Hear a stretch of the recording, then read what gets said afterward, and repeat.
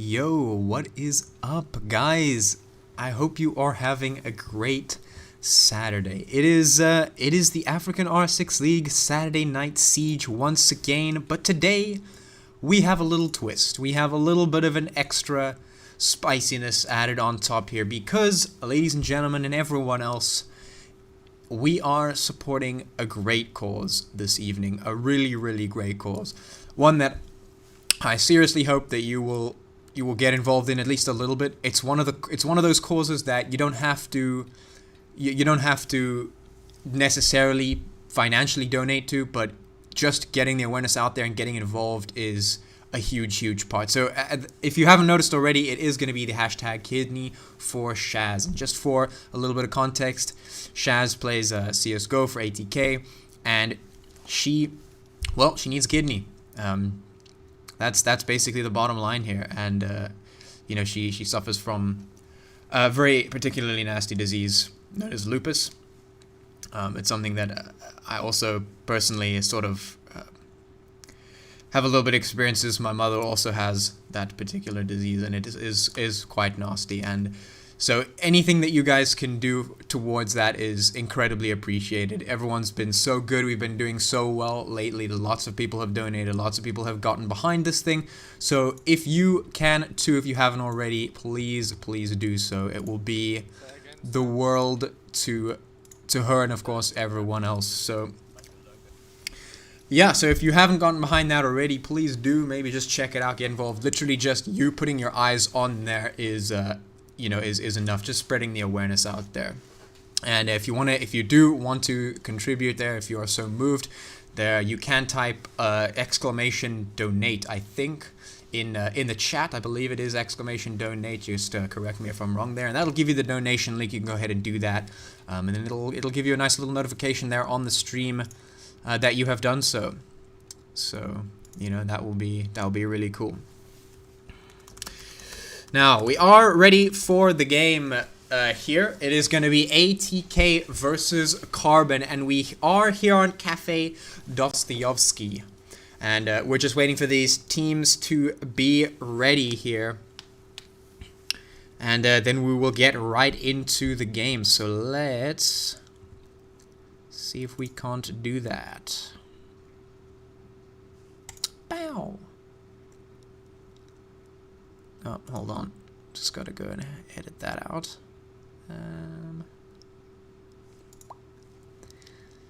All right, let's get right into the game. Let's just do it.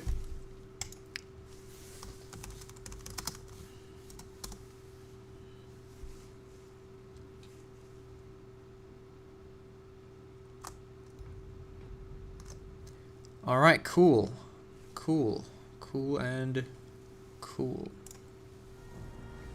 Okay, so here we are, ready and waiting for some spicy stuff. Now, obviously, we've been seeing ATK doing some pretty big work lately, and they were pretty much undefeated until somewhat recently when they got taken down over in the esports faction tournament against Figure 6 in the group stages there. Oh, Frantic 6, sorry, Figure 6. Ah, so confusing all the time. In any case, they're not undefeated, but they're still pretty much right at the top of the board. There is the wow for the first donation to Kid for Shaz. Thank you so much. I really appreciate that. I'm sure everyone else does as well. Alright, so we got the first operator banned. That is going to be Blackbeard, and the next one coming out is Thatcher. So yeah, we're clapping that Rain Blackbeard 6 meta. We're just taking that straight off the board. Obviously, Blackbeard a pretty strong pick on this map in particular because of the fact that he can just peek straight through the skylight or through any of the windows and just, clap it easy. So he's taken off the board. Thatcher off the board. Mira off the board as well. So Thatcher and Mira, pretty common bans to see. Obviously, Mira with her windows can see through all the walls. Makes a pretty big pressure in any sort of map that she is on. She can create the pressure just by having her windows up there. She doesn't even need to be behind them because obviously the enemies can't see through them. So pretty powerful pick. And then of course is the Echo as well, taken off the board because yeah, he can just one-click win a match if he stops the defuse planter going down right at the end there. And obviously in that 20-second meta, it is one of those things that you yeah, it can be a little bit concerning. So obviously taking that off the board. And of course the Thatcher ban, we see it almost all the time. People like banning Thatcher. I mean, nothing much to say there. Thatcher's a strong pick.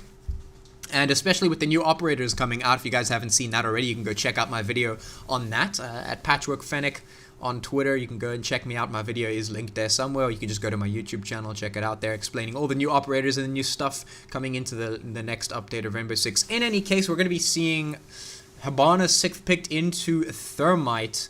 We're going to be seeing the Zofia, the IQ, the Maverick, the Nomad on the side of ATK. And on the side of Carbon, we're going to be seeing Kaid, Mute, Jaeger, Wamai, and Valkyrie. So pretty standard stuff all around the board.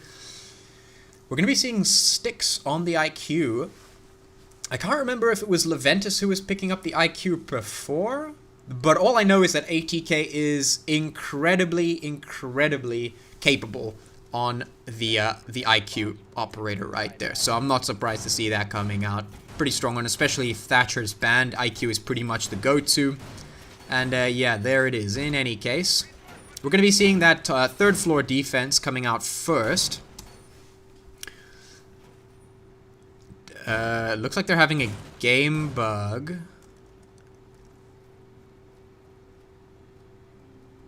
Devin is stuck, apparently. Okay, yeah, so we're going to need to rehost this because we're getting a little bit of a game bug. So the rehost will come out. Apologies for that. That's quite unfortunate. We'll have to just set that all up. It'll take about 5 minutes. So once again, sorry for that little bit of an inconvenience. We'll be right back in a second once we have that fixed. Don't go anywhere. And yeah, check in a little bit.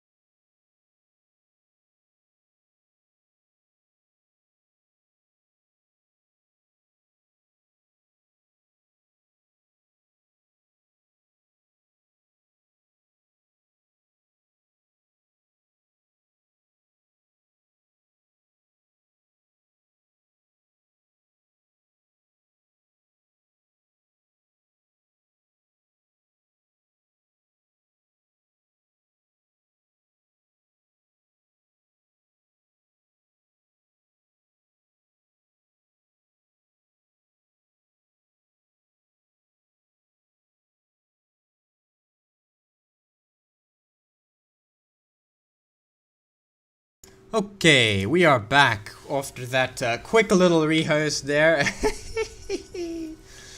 Okay. Hopefully nothing goes wrong this time around. I'm gonna be super angry if it does. Yeah. I don't like it when things go wrong, because then I have to sit there and, you know, re-host the whole thing. Luckily, we're not any further into the round than just one, so that's great. We're all going to be seeing the same operatives getting picked up, of course, and the same defense as well. Everything pretty much the same there. Nothing much to say there. We're going to be seeing that hashtag Kidney for Shaz in the chat, lads. Just to keep you all updated, if you weren't here earlier when we said about it, we're supporting that initiative, we're supporting that cause. If you want to get behind it, you don't even have to donate, but if you do, of course, that's welcome, but you don't have to. Just being there and actually sharing the posts on Twitter, the hashtag Kidney for Shaz awareness posts from Shaz herself, from ATK, from everyone supporting that. Just go in there, support it, spread the word. The awareness is pretty much the name of the game here. That's going to be helpful. But if you do, of course, want to donate, then that's entirely welcome as well. You know, you can go do that, type exclamation donate in the chat, and then you'll get that donation link where you can go to, and you'll get a cool little animation there playing on the screen. Alright, cool. So we're back here. It's going to be on that third floor. And we're going to be seeing, of course, Carbon taking the defense. Now, I was talking about how we'd seen ATK on a pretty good streak, of course, until Frantic 6 decided to end that one over on the Esports Faction League. Now, when it comes to this map, the third floor is an interesting choice. It has its own strengths and weaknesses, of course, so it's always interesting to see how the teams approach defending it. So we're going to be seeing an interesting choice here. We have the Wamai Jaeger combo, which is great for removing all that utility. Of course, we have that that classic shield sitting there in the corner. Nothing too crazy going on in that respect. Wamai sitting behind that. We have the Kaid, and it looks like he's going to be defending this particular portion, which is actually very, very big brain, because Red Stairs, which is this portion of the map right here, is one of the places that ATK loves to attack. Like, ATK, they love to just pop straight down into Red Stairs almost immediately and attack from that position, and a lot of teams have found their weaknesses in not being able to defend Red Stairs adequately against ATK, and obviously Carbon, they realize that, they've sort of understood that, and they know they need to defend Red Stairs a lot more than they would probably normally do so. Of course, we see Nomad already in here towards Red Stairs. They've made their way up here, and they've also got that thermite charge ready to take out that section of the wall, which is pretty much the biggest step that ATK usually use to get in here. So that's done and completed. We have 1:55 left on the clock, and they've already got that open. So they're making some good time, good progress here. They've got that Red Stairs control that they like to take. Yeah, look at that. Claymore there, everything's there. They've got what they need. So that's gonna be there. That's gonna be pretty much that. ATK gonna take their first frag, and now the question is, how did the defense respond here? We've got Wamai. He's gonna be the crux here. This should be at least one. The AES doing its work. Wamai charge is trying to take that util away. Wamai is actually gonna rotate straight out of there, out of that hot zone, to try and stay alive as long as possible.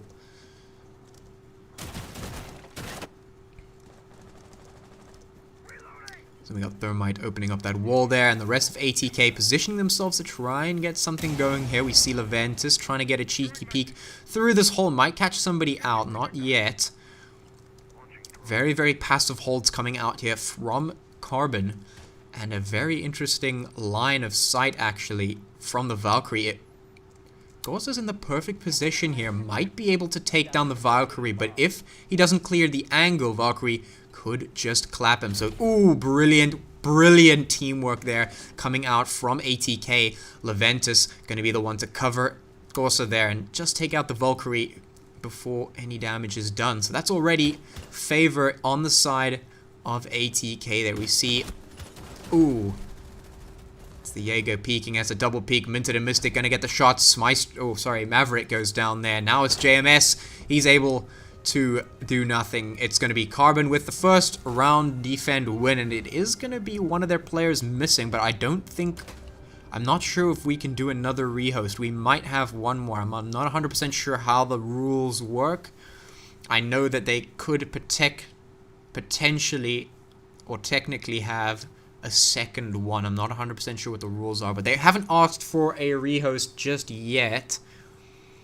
I'm assuming they're going to have to play this one 4v5. It looks like that is the case. So we're going to be seeing Jaeger, Valkyrie, Kate, and Mute for Carbon here. And this is going to be an unfortunate round because obviously you don't want to play 4v5. That's not optimal. It's not going to be the best conditions you ever play under. It's very unfortunate that is what has happened. But it is what it is. So we're going to be seeing a 4v5 here in this round. Hopefully their teammate connects as soon as possible so that they do not have to go any more rounds at a man disadvantage. That being said, we're going to be seeing a kitchen defense here from Carbon. And this is a spot I like to see. Kitchen is one of the sites in contention for the second defense. When teams usually choose third floor, the second floor is usually the default choice here in Reading Room.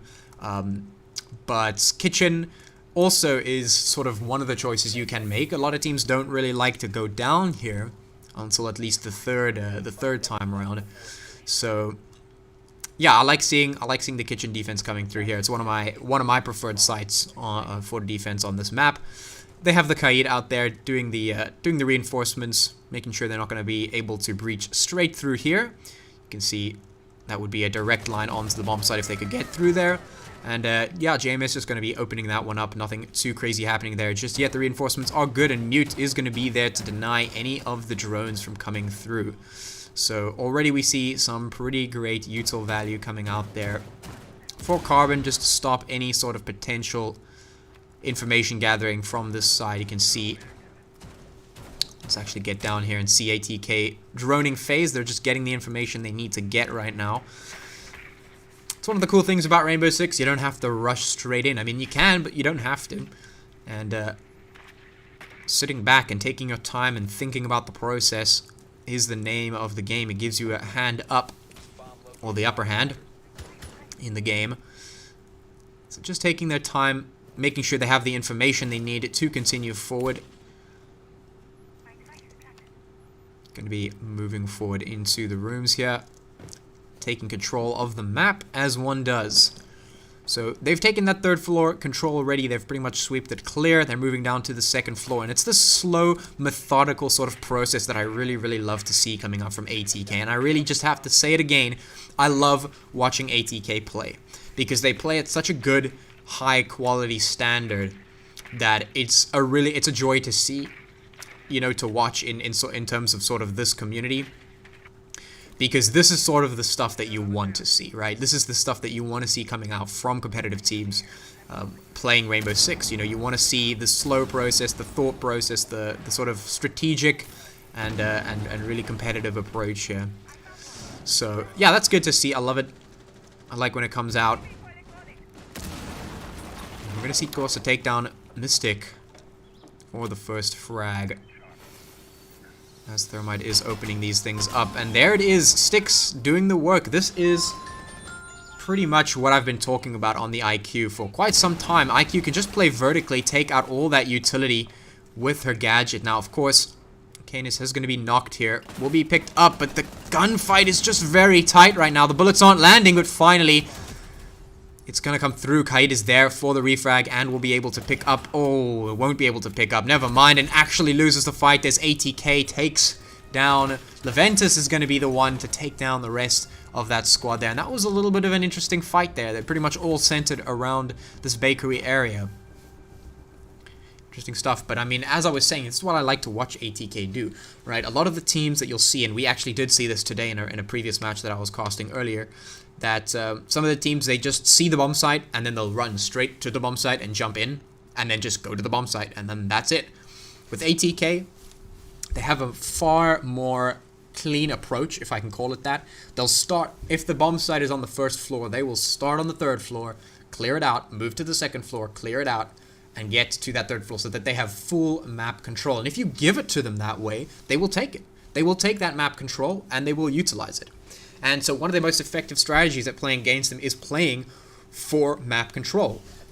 It's playing for zone control. And I mean, that is something that teams and players for Rainbow Six have to get used to, have to sort of prioritize if they want to start playing at a next level. And this is actually going to be exceptionally true when it comes to the new operators that are being released into Rainbow Six Siege in the very next update that's coming soon. So if you don't know about that, you can go and watch my video on YouTube, and it tells you exactly what's going on with the new operators that are coming soon. But essentially, with that aside, zone control is very, very strong in Rainbow Six. If you can control the parts of the map where people are going to be, or where you know they're going to come from, or where they could potentially come from, you can play the entire game basically at your whim. And that's why ATK clear out all 3 floors, because if the defense were holding on those 2 floors, it would waste time. And that's what you expect. You expect them to waste time, waste as much time as possible. You know, this is the whole 20-second meta that everyone's talking about. That's what it is. You know, you're playing for time. You're playing as time-oriented as possible. And if you can waste as much time as possible for the attackers, you can just play them for time. That's the defense sort of way. And being able to control the map is a big portion of being able to play for time. So, yeah, interesting thoughts there. Just a little bit of insight into what's going on. So, of course, we're going to be seeing ATK doing the very same thing. Once again, they start at the top. Now, the difference here is that the bomb site is on the second floor, but the defenders are holding the second floor and the third floor. So they've got presence on both the second floor and the third floor to meet ATK's presence. So at least this time around, ATK is going to meet some resistance when moving into the third floor. And there's the resistance. IQ going to be taking a couple of pot shots back towards the defending player there. Nothing happening just yet, but they know that somebody is definitely around. No nitrous cell going to be coming out for Valkyrie, but here comes the Maverick to open up a hole and see what they can see. Once again, ATK take that red stairs control, move to the third floor, and take third floor control from that position in red stairs. That is sort of the standard that we see coming out from them almost every single time. When it comes to this particular map, it is their sort of go-to fallback strategy or sort of default setup. Now, Mozzie could have actually peeked up here, but it is biding his time. There are 2 ATK players up towards that area. If he peeks now, this could be pretty large. Is going to miss time the peek. Leventus, meanwhile, going to get traded out. We see Corsa is here with a Legion spike in his foot. Oh, that is not good. Getting absolutely flanked. Minted getting 2 frags for his trouble. Does immediately get traded, and Wicked goes down as well. It's now a 2v2. But the bomb site is still on the second floor, and all of this commotion, it's happened on the third floor. This is wasted time. It's 25 seconds left on the clock now, and ATK are no closer to getting to that site. They need to work fast and quickly if they want to get to the second floor site. There's the first step they needed. It's going to be Corsa pulling the trigger as quickly as possible. This player's lying right behind the couch there. This could be an upset if he doesn't check. He doesn't check. He doesn't check. He could be He doesn't check. He doesn't check. Sven is just sitting here behind the couch and takes both of them down with an SMG-11. Absolute madness. Madness. That is both well played on the side of Carbon and also misplayed on the side of ATK. They had to clear that corner and they didn't. They were far too concerned about the rest of the angles, and I mean, that's understandable. The rest of the angles prove to be far much more of a threat. Way much more of a threat. They were not expecting someone to just be sitting behind that couch there or lying down behind the couch. They don't check it. And there he sits with an SMG-11 and he gets 2.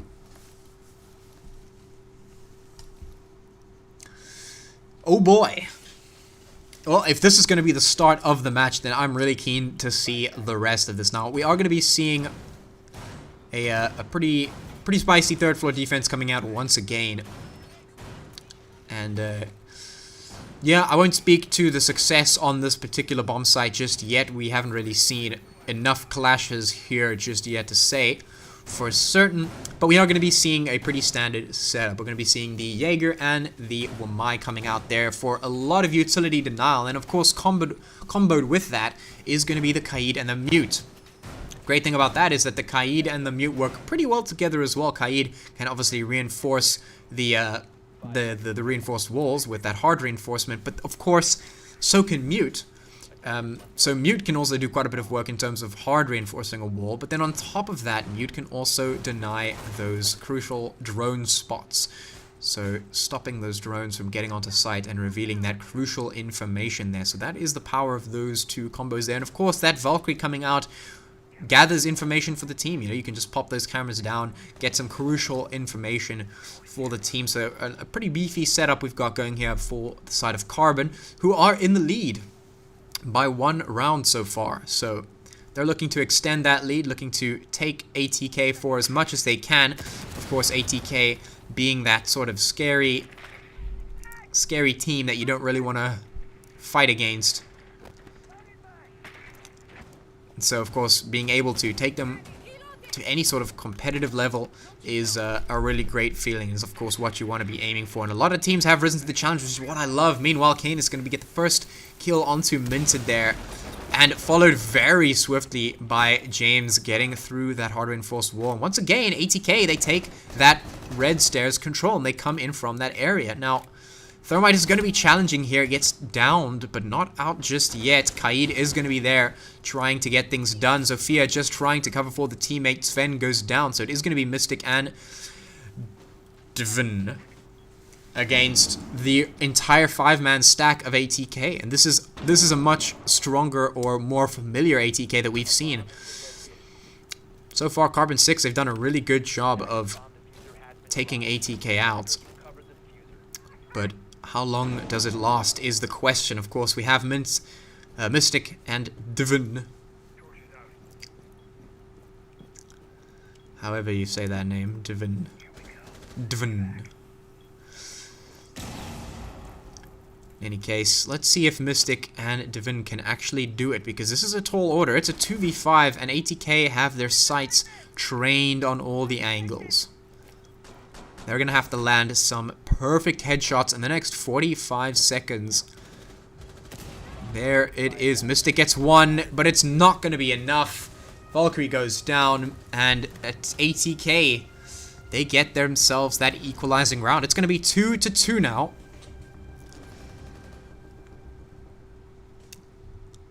And let's see if the luck has run out, or if Carbon is using a little bit more than luck. Let's hope that is the case. I want to see some more rounds going back and forth. I love competitive games that are super close and super tight. Those are always the most interesting. That's when you see players perform to their absolute peak potential most of the time. If you put that pressure on players, they perform. Alright, so we're going to be seeing pretty standard setup once again, as per usual, coming out from both of the teams. Only difference is we've got the Mozzie coming out for the side of Carbon. And yeah, he's pretty good for that information denial, and especially if you go drone hunting with him. If you can take out the drones really quickly with him, using just your normal pistol or your weapon, then the second wave of drones becomes a whole lot more crucial to try and get through. And of course, against Mozzie gadgets, it becomes very, very difficult. So yeah, Mozzie offers a lot in terms of just great utility value. Of course, that super shorty was removed for that reason, so that he doesn't offer all of the util value, because he was basically just a must pick. Still very strong, but of course lost the must pick tag. Other operators just as viable.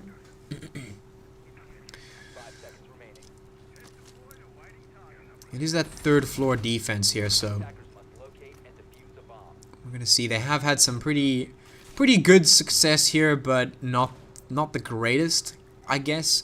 The success has been sort of back and forth, sort of even in my opinion. They've had some decent successes and some not so great losses also. So yeah, right now we're just waiting for the first person to slip up. Got Valkyrie sitting on the cams out there, getting that information outside. And that's immediately going to tell them what they need to know about in terms of where ATK are planning on attacking. Of course, I don't even have to say it. You know exactly where ATK are coming from. It's Red Stairs. Of course it's Red Stairs. If it's ATK, it's Red Stairs. And Red Stairs it is. They're going to be blowing that one wide open, moving into Red Stairs, taking control of a cigar lounge and piano and all of those good rooms there. They're going to be moving up there. Actually, also going to get taken down by Minted. Carbon showing some good presence here towards this area. So ATK suffered the first loss. And there it is. They're going to be tossing the grenades right into a very crucial spot there. And the ADS as well, they're doing their job. And that is why that particular corner is so powerful. You stack that up with ADSs, you stack that up with my charges, and you put that shield down, and I mean that's it. You cannot get util into that corner, you cannot flush that player out, which is the whole point. And especially if you're attacking from Red Stairs, that point becomes very crucial. Now it is going to be Canis who is here on the corner, on the apex of that door. A little hole being opened up once again by Leventis. He likes to make that hole there, just to see if he can spot any players out on the rotate. So far, no one coming around just yet. We have seen Wicked go down, and he has actually dropped over to the floor there to get picked up by the teammates. And now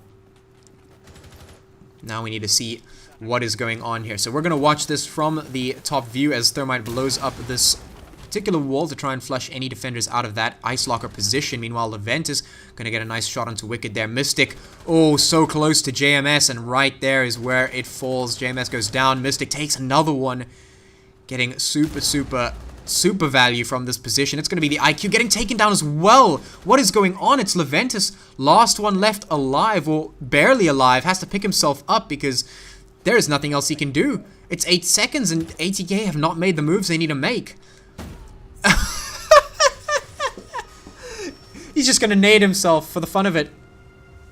Not going to give them any frags for their KD ratio. Leventis says no. Oh boy. This is an interesting match, not gonna lie. We're seeing some very spicy things happen there, and that was all off the back of Mystic getting 3 frags in a row from that position. ATK just not able to clear him out of that position at all. So that is a bit of a feels bad, man. Alright, so we're going to be seeing a little bit of a change on the defense side. Now, I say that, and that was a lie. Never mind, they're going to be switching from the Rook, 6th picked, into the Kaid once again. So, pretty standard setup. I was going to talk about the Rook for survivability, but who cares about that? Carbon doesn't need survivability, they just need Mystic to get 3 frags. And then they win, because the rest of ATK will just finish themselves off. Alright, so we're going to be seeing a kitchen defense once again, a pretty standard so far for Carbon. They haven't really deviated from the 3rd floor or kitchen, so they're either there or here. They haven't really decided to pick up the 2nd floor more than once, I believe. They picked it once. So, yeah, not much to be said about that. They're going to be going straight down into kitchen once again. And like I said, I like the spot. Definitely an underrated sort of site. A lot of people prefer Reading Room, and I think actually Carbon might have had a bit better success on Reading Room, but you know, whatever, it doesn't matter. Carbon have shown their competence so far across this map. Of course, they are in the lead with 3 rounds against ATK's 2 rounds, so you know, whatever decisions they make, I'm sure are good. Who am I to question them? So we're going to be seeing a very quick movement here from ATK towards those entrance points, and interestingly enough, they might have changed up their pace a little bit here instead of entering from Red Stairs, because that kind of gets boring after a while. Then they're moving in here towards the cake room, I think, I don't know, bakery room, there we go. And yeah, they're making a very concerted effort to try and get in there, and it's just, yeah, it's not going to pay off there. Leventis going down very quickly. Utility expended on the deployable shield to try and search for any defenders who might be hiding there. Not going to find anyone. It is only going to be the Thermite blowing this wall open to see if he can spot anyone out. No one just yet. ATK memeing and dreaming here, lads. Of course, I'll be making a hole up there to see where that Kaid charge is. Trying to get it. There it is. IQ and Maverick working hand in hand to get rid of that utility and allow Thermite to blow a giant hole through that wall. And there it comes. Well, no, hold on. Not just yet. The Nitrocell has been deployed. Nothing happening just yet. So he's just going to be... Ooh, that was actually a really good Nitrocell, taking away the Thermite charge before it could go off. And now Thermite, well, he's out of charges. So that was pretty much the biggest brain play that they could have done there with the hole, using it against the attackers. And that is the lovely thing about Rainbow Six. You make a hole and you use it to your own advantage, but you have to be wary because the enemies can use it against you as well. Now we have Maverick trying to do his best at hard breaching a giant hole, which is not easy with a blowtorch. There's going to be sticks to try and... Ooh, James going to be holding that tight angle there. Take down Sven, who was trying to re-peek through the Maverick hole and see what he could see.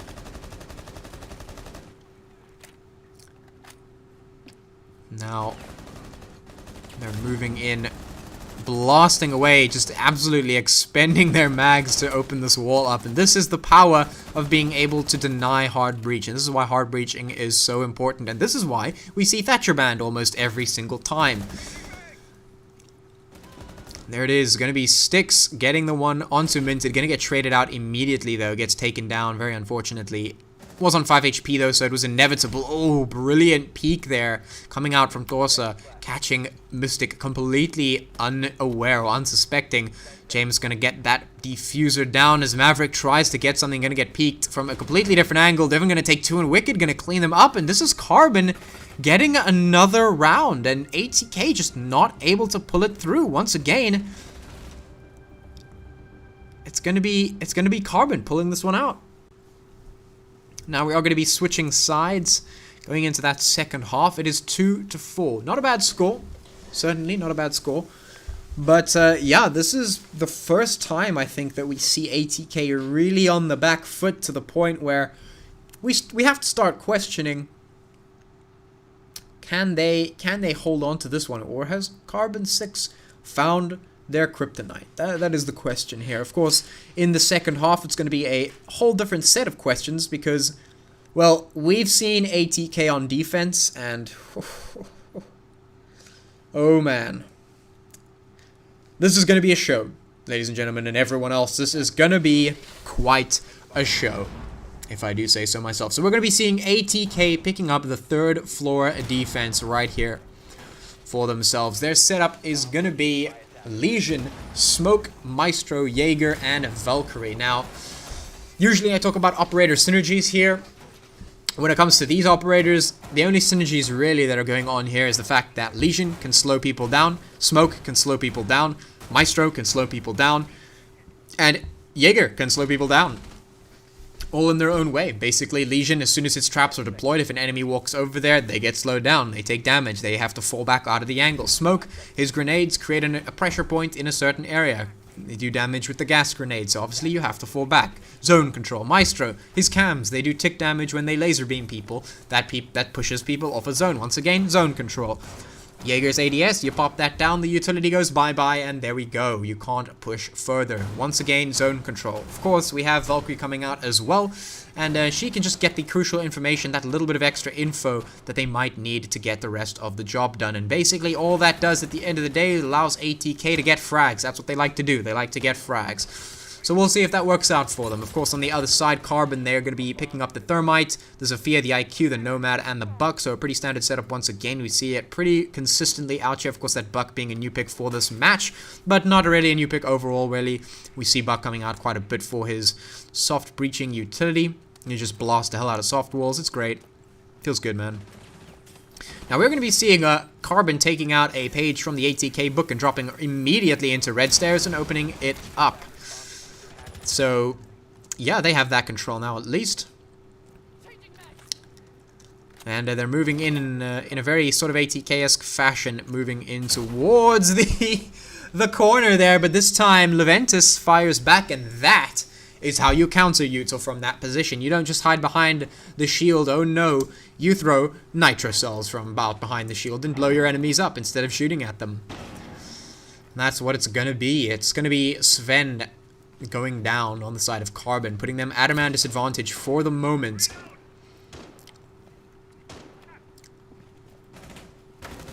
When I speak to ATK after times like this, I always ask them, what's your plan when you're down 2-4 and you go into the next half? What's your plan? And they always tell me, well, we just needed to get as many rounds as possible before we get to the defense side and then win. So let's see if their plan works out for them so far. It is going pretty well. We have Minted, Mystic, and Wicked against the entire 5-man stack of ATK. They have to get a lot of work done here with 55 seconds left on the clock. They're doing the drone work and they're realizing their drones are very, very far away. Not going to be super helpful. Sophia taking a little bit of damage. The Nomad having to retreat off the angle as well. And the IQ... I'm not too sure what's happening with the IQ, but it is going to be Wicked. Oh, sorry, Minted taking down James, and now Wicked, Mystic, and Minted. They have at least a little bit of an easier job here. Not much, but it is a start. Kane is going to be taking down Mystic, and this is the word for ATK to pull the trigger, and pull the trigger. They do. Now it's down to Nomad, and 1v3 with 15 seconds left on the clock. Is it possible? I don't know, but I don't think so. The question is, where's the defuser? The answer to that question, I do not know. And it doesn't matter because ATK Legion going to be swinging wide, taking the shot. Gorsa closing that one out and getting ATK their round.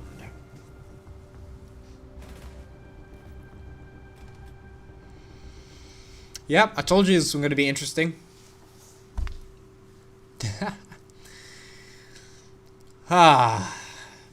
ATK just need to get as many rounds as they can on the attack side so they can sit pretty on the defense side. That's what they like to do. So far, so good. They are still 1 round behind, so they've got plenty of work to do here. But now, Carbon, they know they have to step up their game if they want to take down ATK here, who are sitting pretty comfortably on the defense side, as we saw from that first round. Now, of course, anything can happen. The first round isn't the perfect indicator, but just based on what we've seen from ATK when they get over to that defense side, we know they can pull... Yeah, they could pull out a lot of stops. They could certainly pull out a lot of stops. So we'll see if that happens here. Attackers need to locate and defuse bombs. So we're going to be seeing Kitchen once again, and this is a nice set of rounds that we're having here. It's going to be third floor Kitchen. That's what we're going to be seeing most of the time. Feels pretty good. Now we are going to be seeing ATK's setup of this particular position here. They're going to be making rotation holes towards the bakery room and a rotation hole out towards red stairs, which is a very interesting setup. A lot of teams like to hard reinforce this wall and hard reinforce that wall. ATK, though, they only hard reinforce both of these walls here, preferring to have those rotation holes straight through this portion of the map. Now, we have actually seen these rotation holes come back to bite them. So, we might just be seeing that again. Who knows? Who knows? Question is, how does Carbon approach this situation? They should know what they need to do.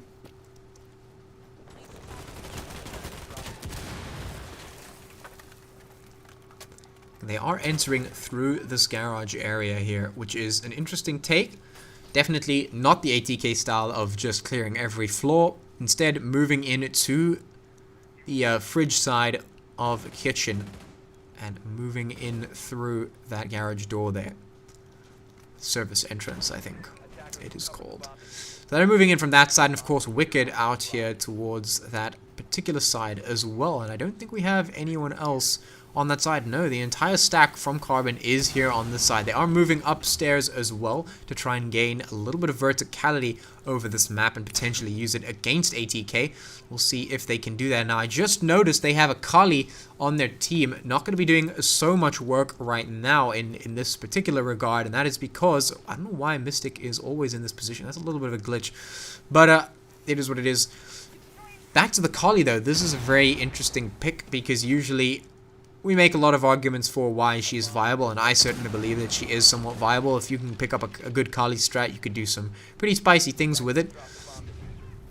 But, yeah, we're not going to see her come to great fruition. Sven going to go down, Devin going to go down, Levent is also going to go down. It's a 3v4, and we have 1 minute 20 left on the clock here.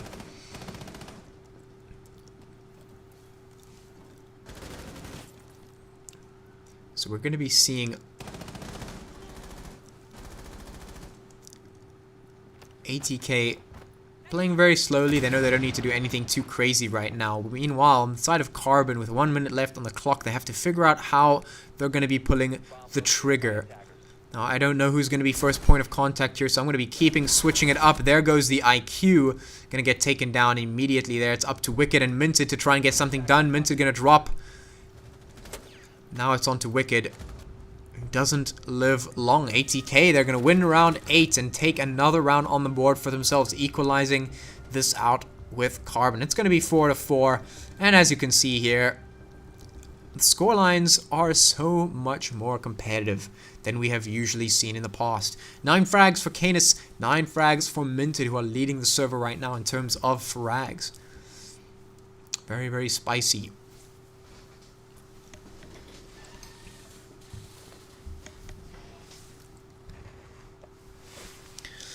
Alright, we're going to be seeing that second floor defense coming out now. It's going to be Reading Room and Fireplace, as ATK decide to bring out the smoke and pick the smoke into a Valkyrie.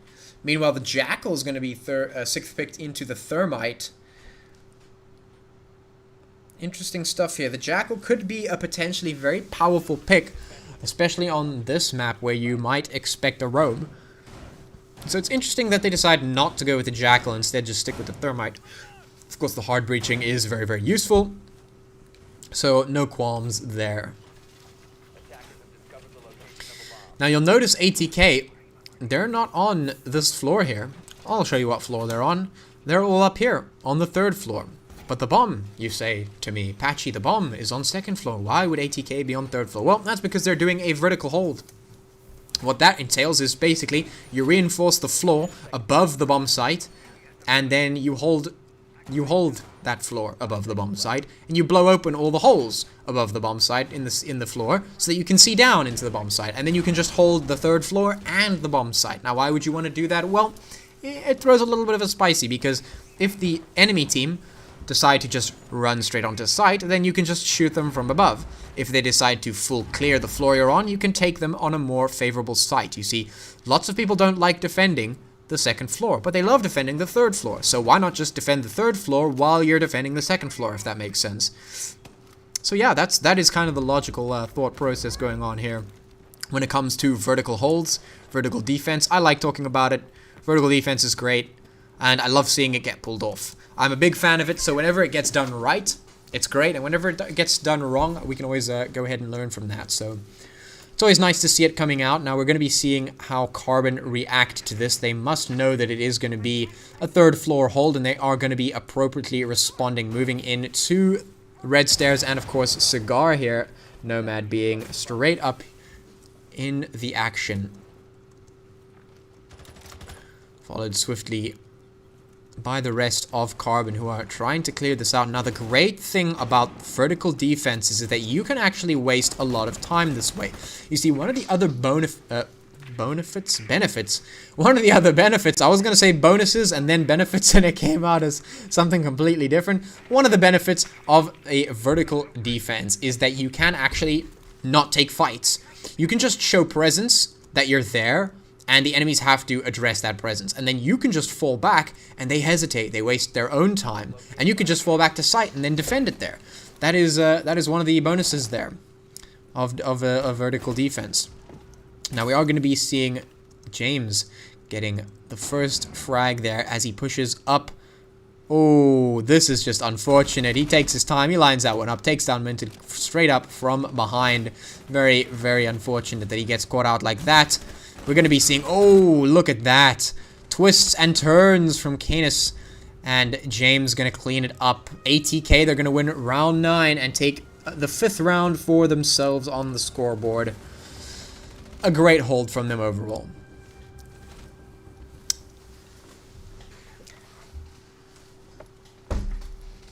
That's what we like to see. That is what we like to see. Now, ATK, they're 1 round away from securing match point. And it's up to Carbon to try and do something. And I don't think they've won a single round on the attacking side. And this just goes to show the absolute dominance of ATK on defense. They're really strong on defense. They feel really comfortable on defense. And I'm sure if we go and talk to them after this, and we ask them, what was your thought process? How did you manage to come back from what was ultimately, originally, a first half loss? And they'll tell you exactly what I said. They'll say, we just wanted to get as many rounds on ATK, on the attack side as ATK as possible. And then we'll just hop onto the defense side and win on that side because we're better at it. James stating that angled grip is OP, and whether that is true or not, although it potentially could be, it's a very interesting thought to be had there. Obviously, the angled grip is going to help you ADS a lot quicker, and well, the quicker you can aim down sights, the quicker you can just land that headshots. And of course, it is one of the OP, not OP, but it is one of the strong points of the game. Of course, the argument is always this. You want RPM on your guns, and you want ADS. If you can have both, it's great, but you don't actually need the RPM if you land the first shot on the head, which you can help with ADS speed. So that's something to keep in mind. It is ATK defending the 3rd floor here, and as we said, they like the 3rd floor. And if they can't have the 3rd floor, they'll have the 2nd floor and still defend 3rd floor. Because 3rd floor is cool, and that's what they like. So they're going to be doing a pretty standard setup here. Nothing exactly out of the ordinary. We see the common rotation holes coming through here, so they can make it from one side to the other through Freezer. Meanwhile, we're going to be seeing Carbon heading over towards Red Stairs once again. Red Stairs, pretty popular spot right now. Definitely not going to be social distancing on that one. They all like to bunch up and just jump straight through. So at least they're not going to be all on Red Stairs. We're going to be seeing the Nomad chilling there. But the rest of Carbon putting pressure on the rest of the map. You can see here Wicked holding the skylight, just making sure there's no one sitting behind the walls there. Rest of the team going to be here towards Red Stairs, just making sure that they're out here. They've got control. Moving towards the bomb site. Time is ticking. No one's actually taken any frags just yet, which is pretty insane considering we're 1 minute and 39 seconds in to the game. Or left on the clock, sorry. We're deep into the game. And, yeah, no one's gone down just yet. These teams have yet to run into each other.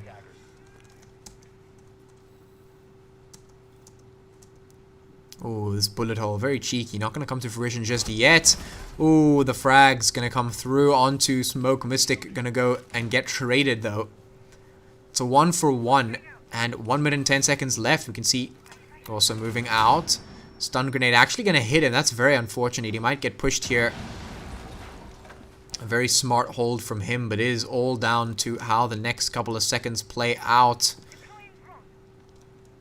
Oh, there goes Thermite, not aware of the potential positioning coming out from ATK. And now it's Wicked, Mincid, and Dvin trying to get this one out. Oh, gonna get immediately peeked and destroyed by the Valkyrie.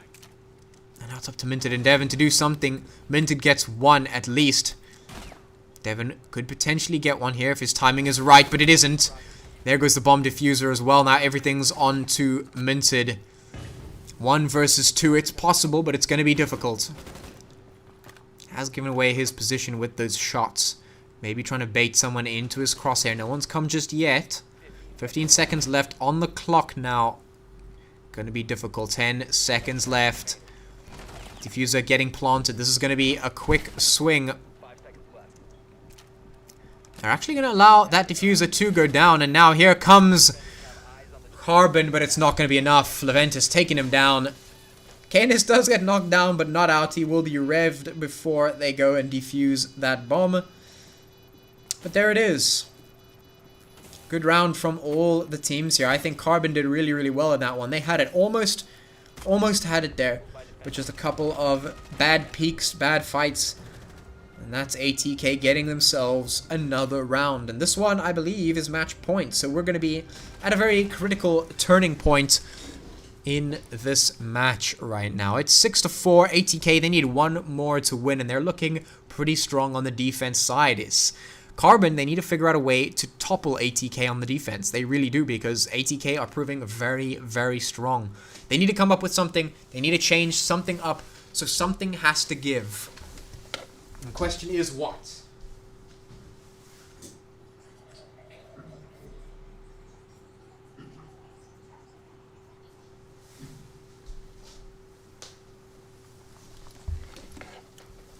What are we going to see give way first? Is it going to be ATK on the defense?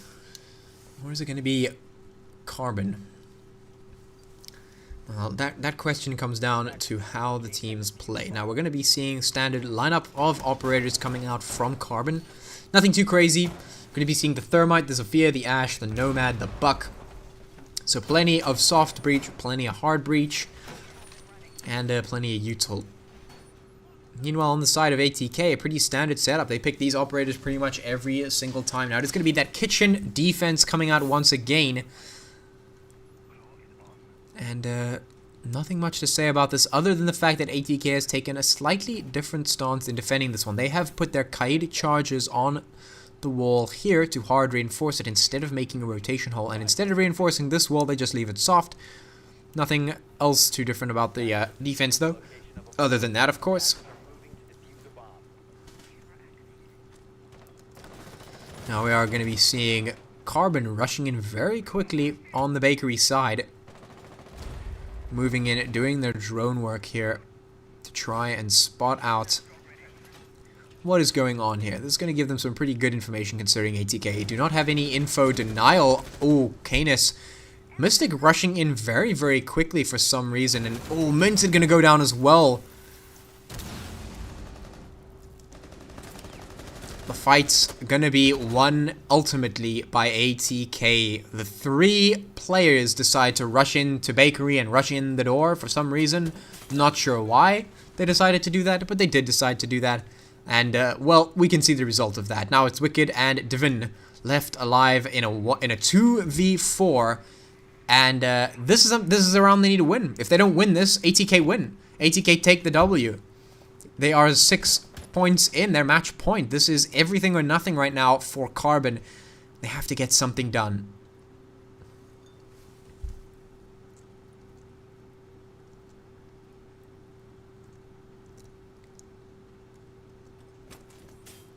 Not sure if Wicked is actually experiencing any issues there. It kind of looks like they are. That's gonna be a little bit unfortunate. Rip Wicked, yeah. That is a bit of an issue. That's unfortunate, but it is what it is. Unfortunately, it's going to be Divin pretty much against everyone else because Wicked seems to be stuck in a little bit of a situation. ATK, the reason they're not doing anything right now is because, well, they know they don't have to. They don't have to do anything. They're in a 4v1 now, and, well, there's nothing much that can be done. ATK, they just have to sit here and do nothing, but they're just going to rush anyway, take them down. It is an unfortunate set that it had to happen like that. They couldn't play out the 2v4 as it should have been, but in any case, it's going to be Canis taking down that last one there, and ATK take the win. That is the semi-finals out of the way. We will be moving to the finals with ATK moving over there as well very, very soon. So thank you so much, guys, for tuning into the semifinals. We'll catch you in a little bit as we move on to the finals. Now, of course, before we go there, of course, I'm going to be reminding you about the drive that we're doing, the cause that we are supporting. Now, before I head off, it is going to be the hashtag Kidney for Shaz movement. If you don't know what's going on there, basically the long story short is Shaz, she plays the games, she needs a kidney. That's the ultimate bottom line here. And if you want to support her, she's really a really great cause, honestly, a really worthy cause. And it's so great to see the sort of gaming community just rally behind a cause as good as this one. It is a cause close to home for me personally as well. And honestly, if you don't have the money to donate, and obviously donations can be anything, absolutely anything, But if you don't have the finances to donate, you don't need to spend the finances to donate. You can just share the posts, get the awareness out there, get retweeting, get involved. The awareness helps so much beyond what you could know. And so just getting in there, getting involved, and actually just, retweeting the tweets, just making, sending out the posts, making sure people are aware, that is a huge help. So if you could go and do that, if you could just, get involved in some way, in any small way, it can help immensely, and it can help Shaz really get what she needs. It is so difficult to be in the position that she's in, and it's very, it's just, That's all I'm going to say. I'm going to leave it there, guys. We'll be back momentarily with that finals for you to enjoy, and so, of course, I will leave you for now, and I'll see you in a bit. Cheers and peace.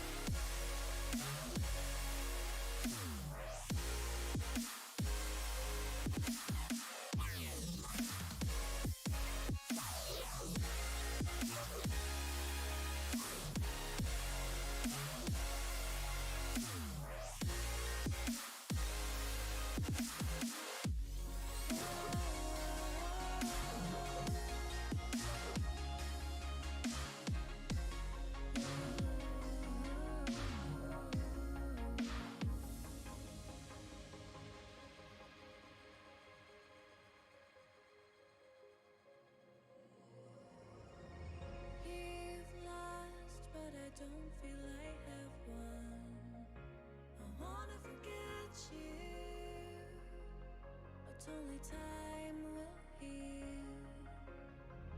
Too late to erase the bad we've done.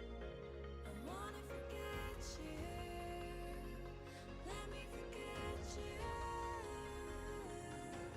Push and pull, but you repel me. I'm giving up this fight. Love and hate, we've blurred the lines. I'm giving up this fight.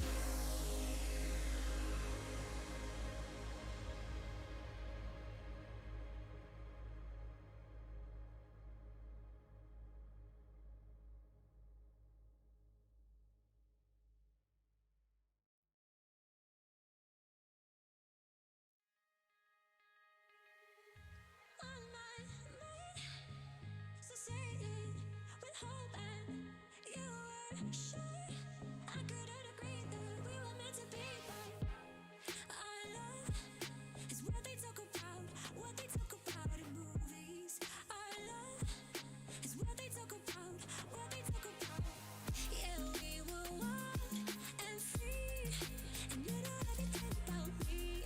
So wild and free, and you know everything about me. You know everything about me. You know everything about me. You know everything about me. You know everything about me. You know everything about me.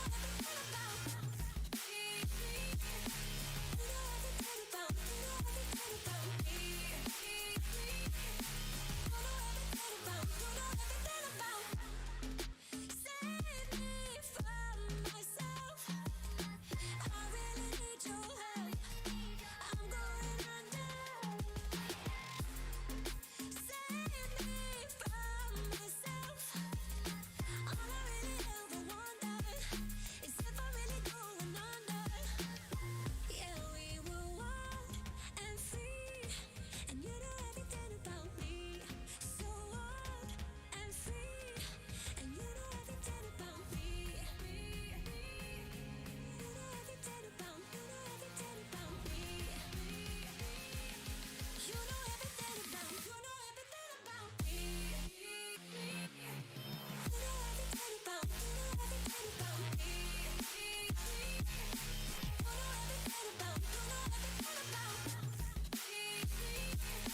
You know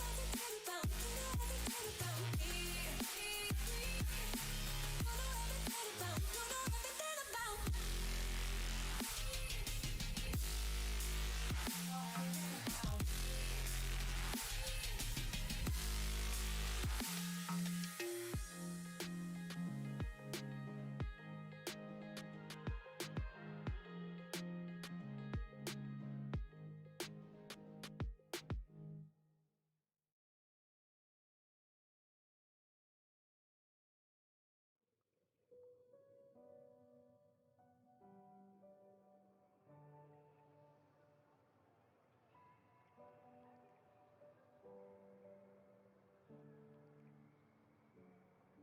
The fire makes the city lights at night.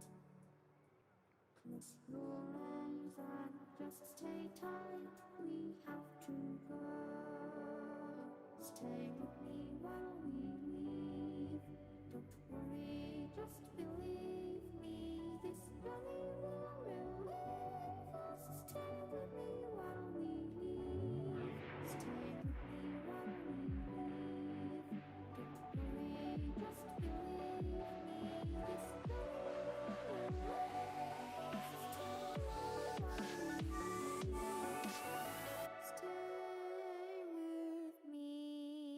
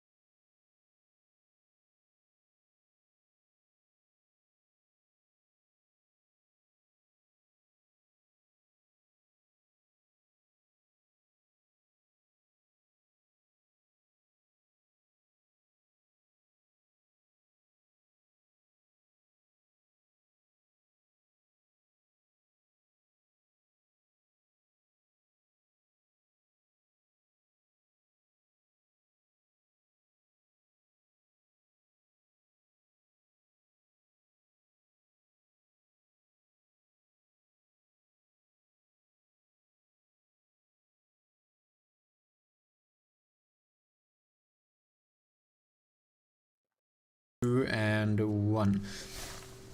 Yo, what is up, guys? Sorry for the delay, just getting those teams going in there as per usual, waiting for everyone to get back. It's the African R6 League Saturday Night Siege, and we're about to get into ATK versus Frantic 6. This is going to be a spicy one, I can absolutely assure you.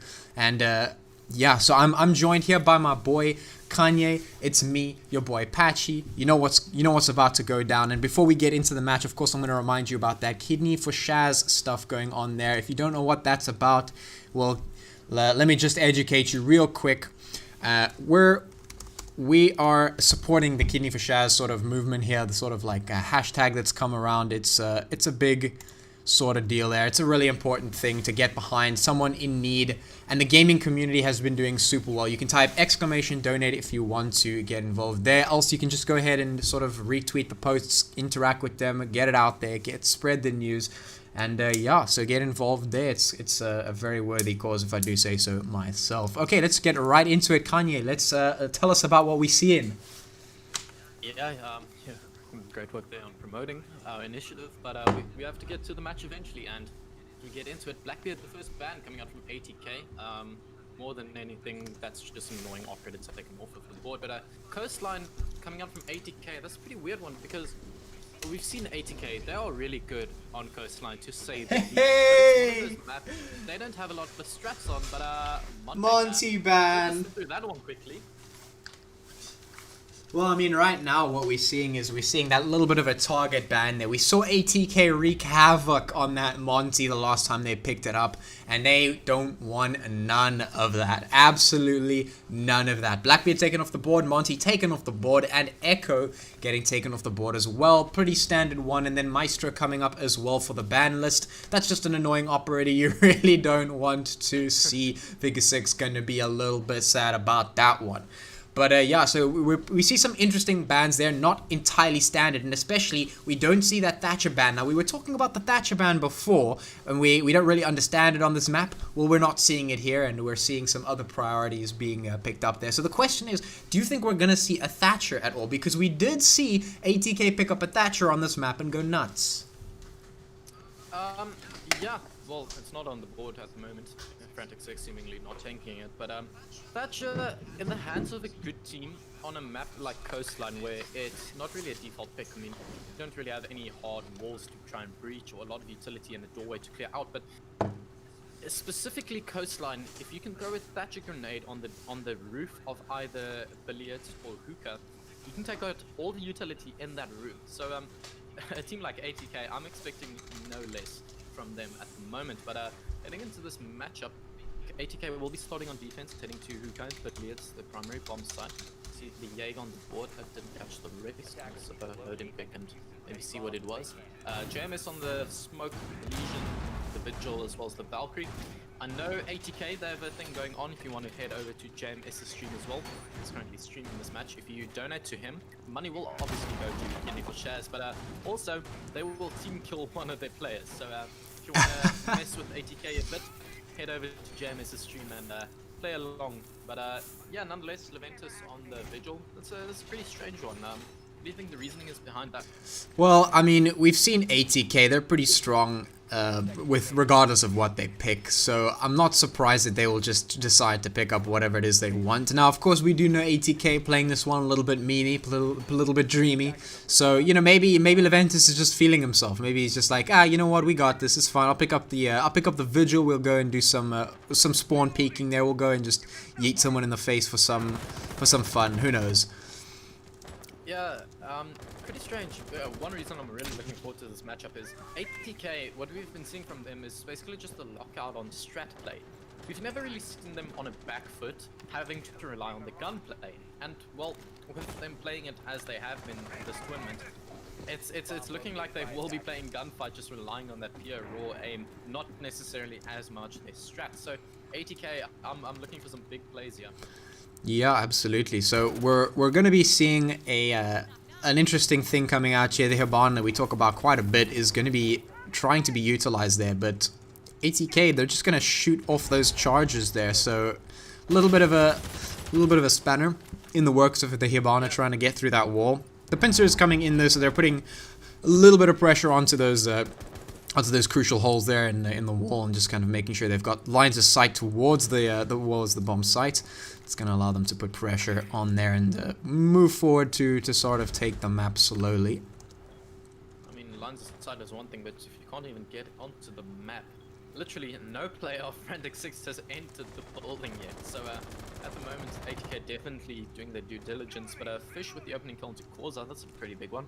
Once your Valkyrie dropped, sure, she's probably placed all of the utility, but a gun as strong as the MPX, well, you want it alive as long as possible. And another kill coming out, still AML picking up the Ventus.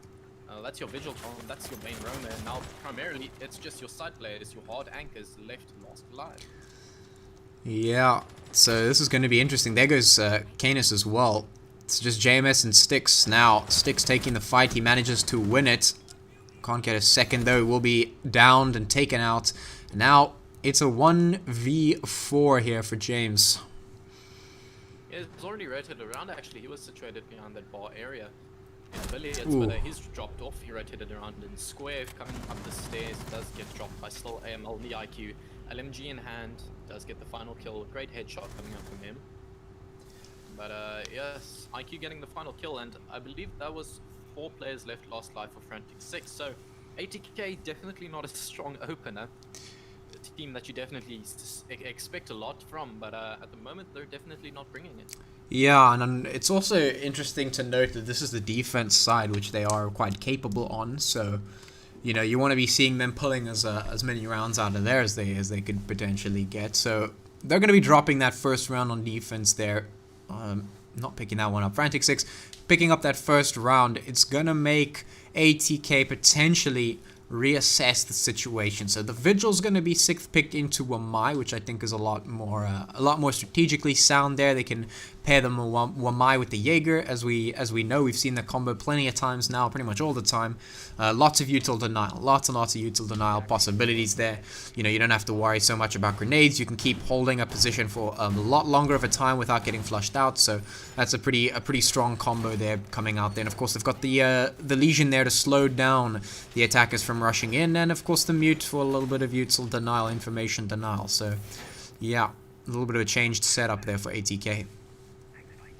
Yeah, pretty strong lineup, but when it comes down to it, at the moment, like, don't get me wrong, these guys are trying. It's not like they're throwing this matchup, but we haven't really seen, well, in the one round I've spectated at least, we haven't seen that that big of a strat. Really, well, the teamwork obviously is there, but at the moment it just looks like a loosey-goosey rank type setup. But yeah, let's get into this round, maybe see what they can bring to the table. Yeah, let's see indeed. So we're going to be seeing Figure 6 here moving towards the first floor, trying to take a little bit of control over there.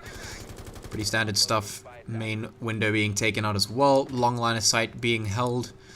Nothing too spicy happening just yet. The attack is now making their way onto site, or to site, I'll rather say. ATK, they've got a pretty strong site setup, but if you look at the roamers quickly, I believe there's one playing theater side, if I was correct there. You can quickly maybe head into the overview. Yeah, cool. Corza is playing in kitchen area, so oh, the long angle being held. Ducky gets the first kill into Styx.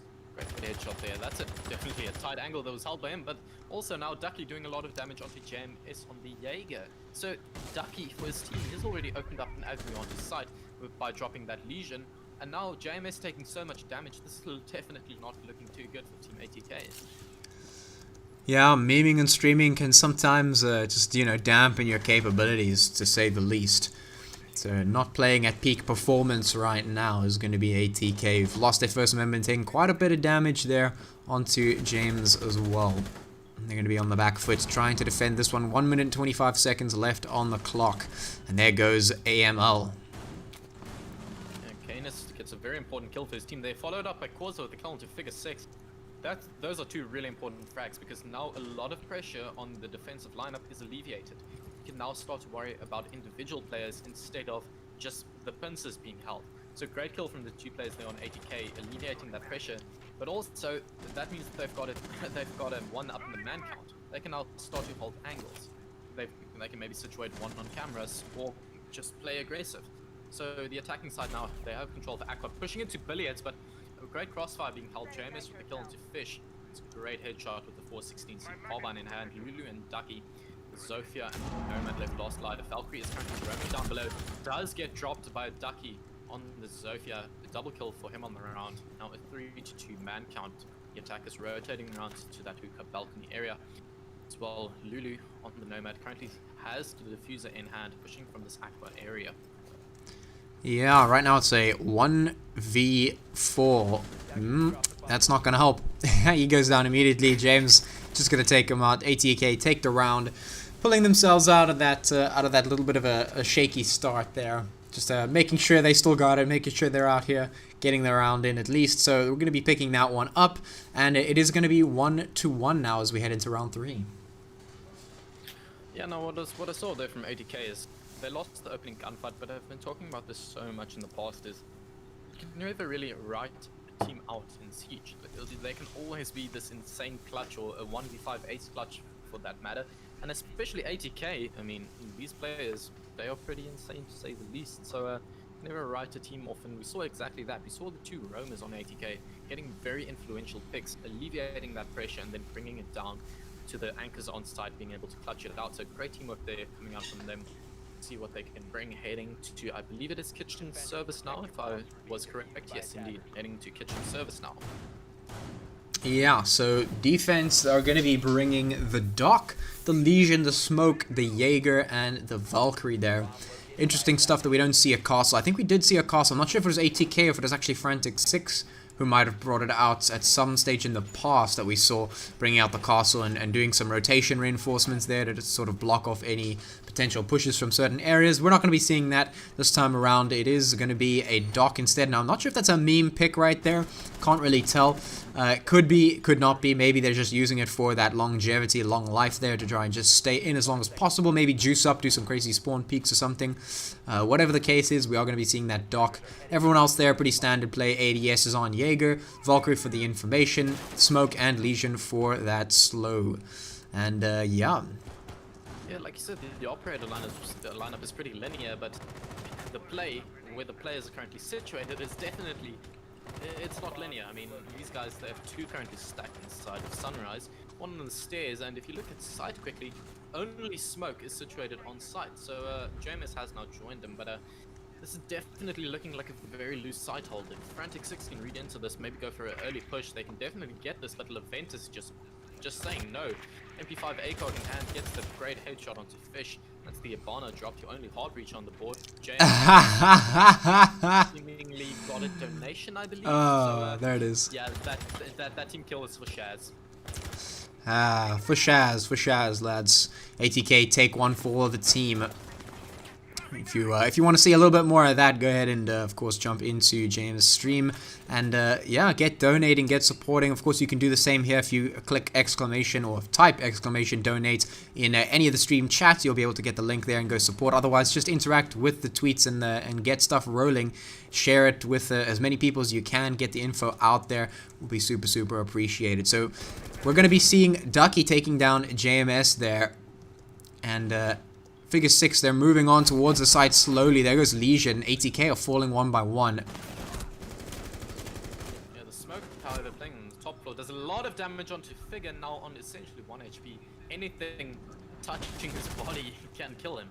So 2 players left on very high HP on the side of ATK. It's a 2v3 man count, but HP advantage is on the side of Frantic 6. They get the kill onto Lulu. That's the Nomad picked. Now 1 player on 1 HP.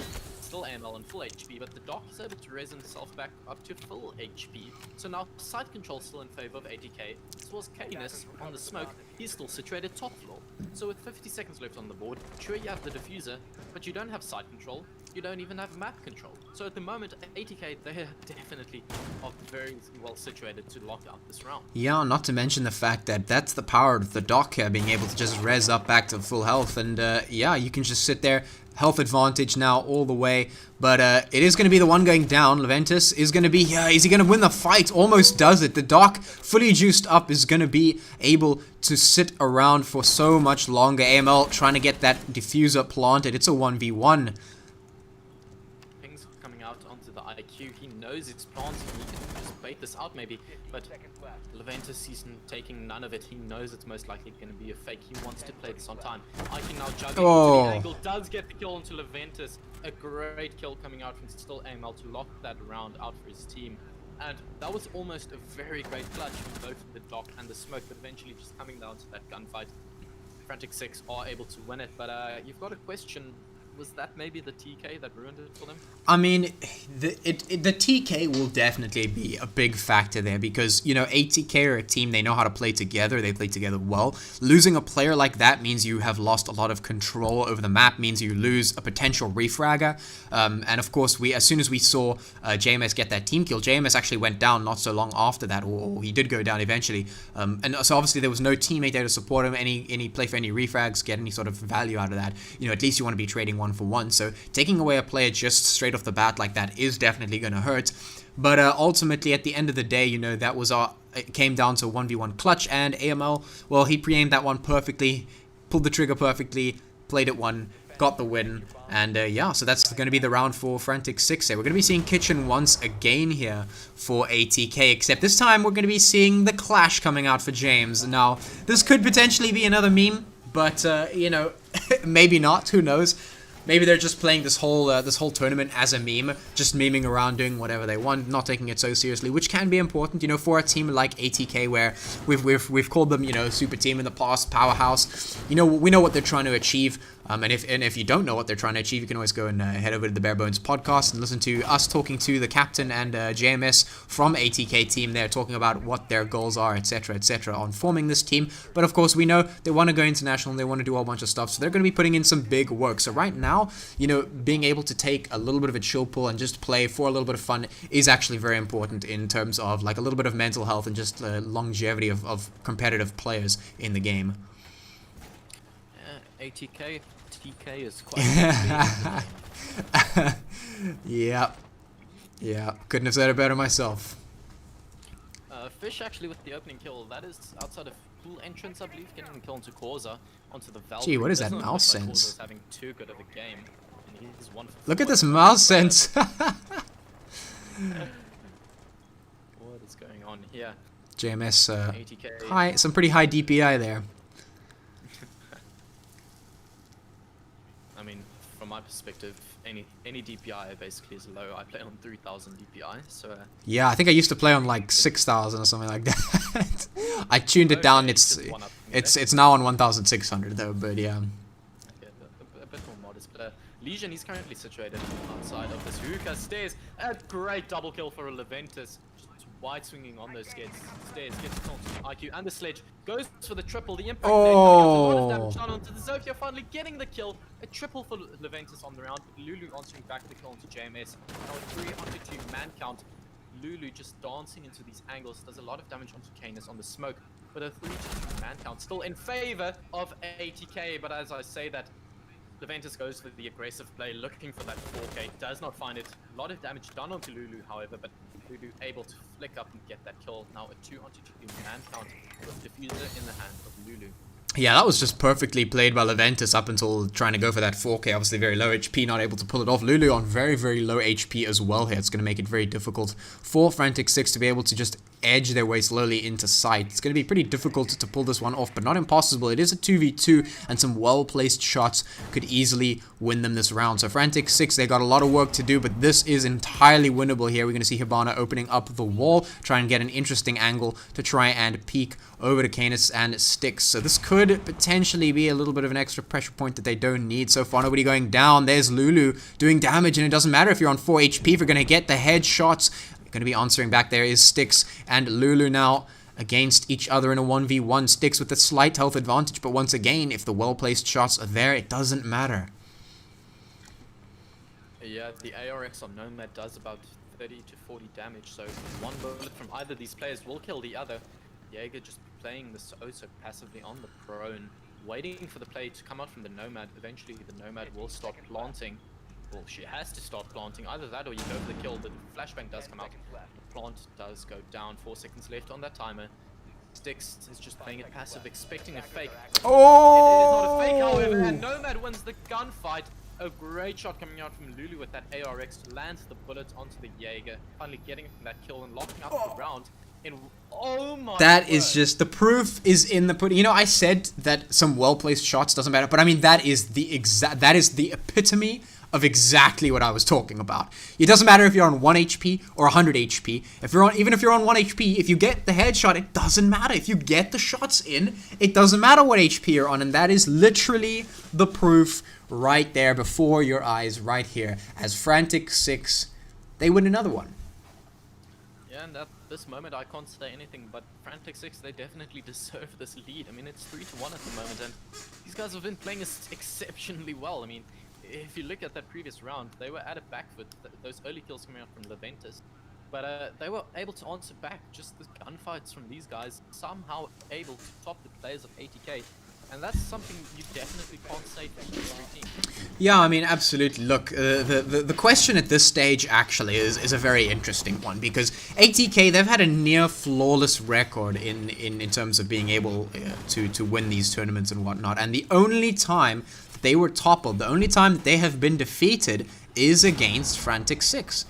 And so, you know, the question now becomes, what is the sort of vibe right now? ATK, they're playing against Frantic 6 here. Frantic 6, they've proven themselves. They can take on ATK in a normal head-to-head match. Now, the question is, how seriously is ATK taking this? I don't know, because right now they are definitely playing for the memes. You know what I'm saying? JMS, he's there, he's getting the donos, he's playing for fun, and ultimately ATK, they're taking this one a little bit more chilled. You know, they're not really getting into it as hard as they potentially could be. Now, is that affecting their game? Maybe, but the question is then, you know, who comes out on top here? We've seen Frantic 6 do a pretty good score against ATK. So can we take this match? Is this match something that we can take as sort of evidence of the team's performance against one another, or can we dismiss this match and say, well, ATK, they're kind of memeing, it's a sort of more lighthearted match, we can't really take this game as full hard proof who is better between these two teams?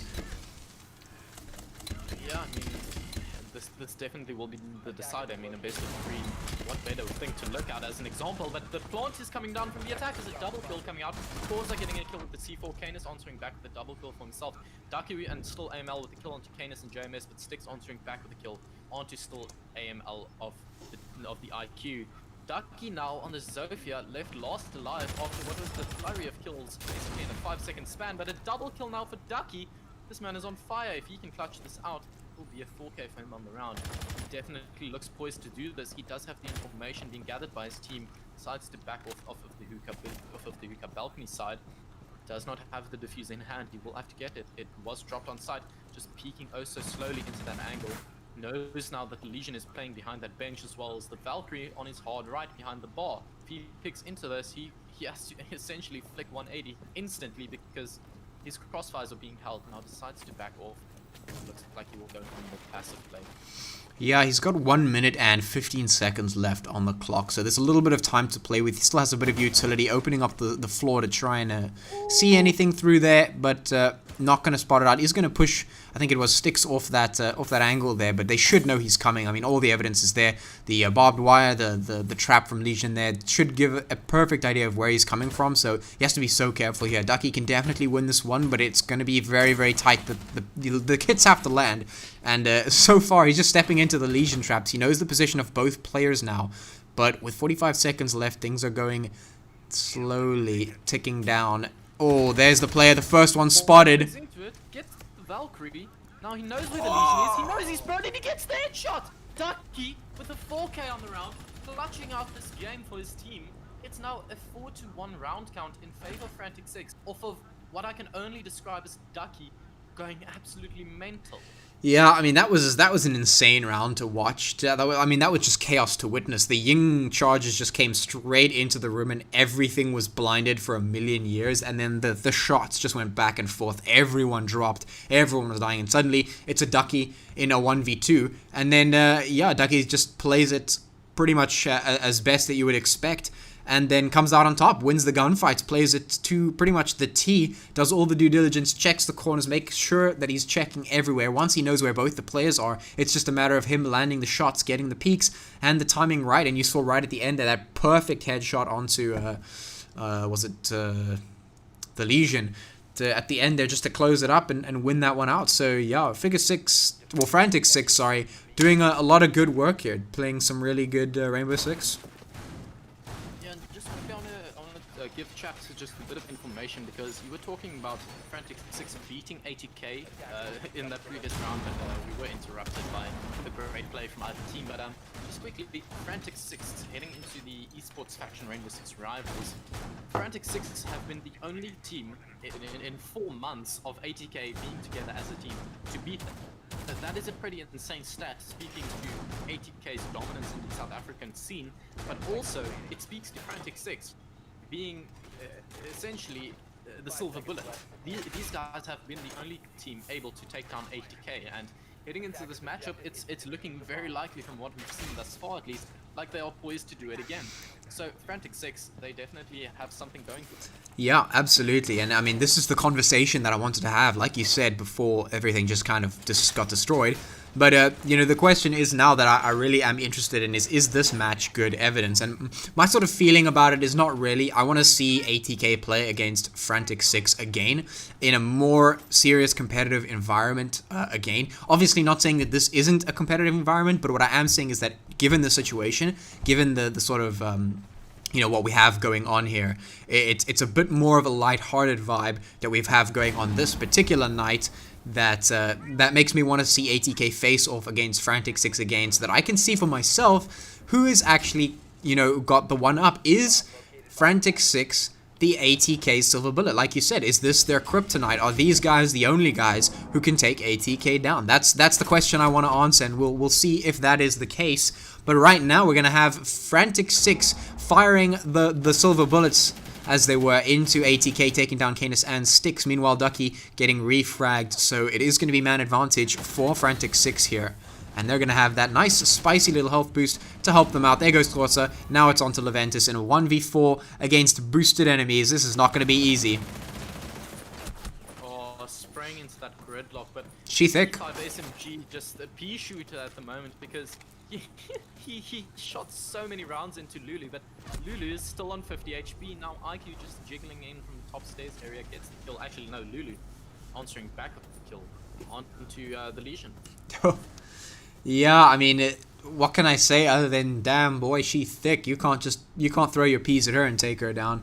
So that is going to be another round for Frantic 6 here on the board. Now, I'm curious to see if ATK maybe pick this one up a little bit, try a little bit harder, and maybe make this a bit more competitive, because, yeah, we haven't really seen any crazy things coming out of ATK too much, so perhaps the donos maybe calm down a little bit. So the question now is, do ATK pick it up? Do they start, do they start bringing this one back? Because right now we're seeing Frantic 6 pretty much run away with map 1.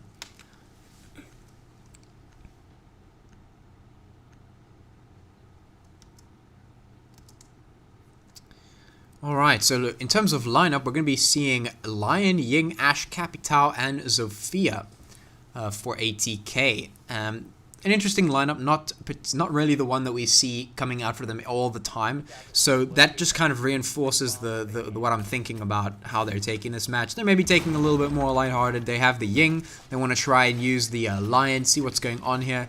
Just have a little bit of fun. So we'll see if that works out for them. On the defense side, we have Wamai, Doc, Alibi, Jaeger, and Legion there. So that's a lot more standard play, except for, of course, the Alibi, which we don't see that often. Just coming out there to maybe do a little bit of memes, do a little bit of duking, and see if they can catch anyone unawares. And yeah, the rest of the play is kind of normal. Wamai obviously playing into that that sort of utility denial alongside Jaeger and Legion to slow things down. Of course, Doc being a pretty consistent pick we see coming out on this map for the heals. Just quickly, that pick from Still AML onto the, what do you call it? The one with the holograms. I can't even remember her name. She's picked so late. Alibi. But we saw, there we go. Ducky, however, getting the opening kill into Sticks. It looks like they are memeing this game themselves because spawn peaks coming out from Ducky. The double now answering back the kill onto Forza. He's able to just boost himself up. Basically just as if nothing happened, 80k at a back foot in a 3-5 situation after Ducky just going insane. Yeah. This matchup thus far has literally just been Ducky wreaking havoc, and well, Frantic 6, they don't necessarily need only Ducky because Figure 6, he can do just as much. He gets a kill onto, I believe that was JMS on the Ying. But yeah, this has just been a flurry of kills coming out from Frantic 6. They are... What we've seen from teams is, I like to explain it as they've been scared of 80k. They feel like this is the unconquerable force, but Frantic 6, they found their stride. They now know 80k is not the invincible, the team we know them to be. But a triple kill for Ducky on the round. The MP5 ACOG is just shredding through 80k. Once you get into this man's crosshairs, you are not surviving. But Kane is now doing a lot of damage on Still AML on the Alibi. Does peek into the angle, but Jaeger with the backup kill. Still AML finally gets the final kill, and that's a flawless one for Frantic 6. And it's now a 6-1 round count on one of 80k's favorite maps, Coastline.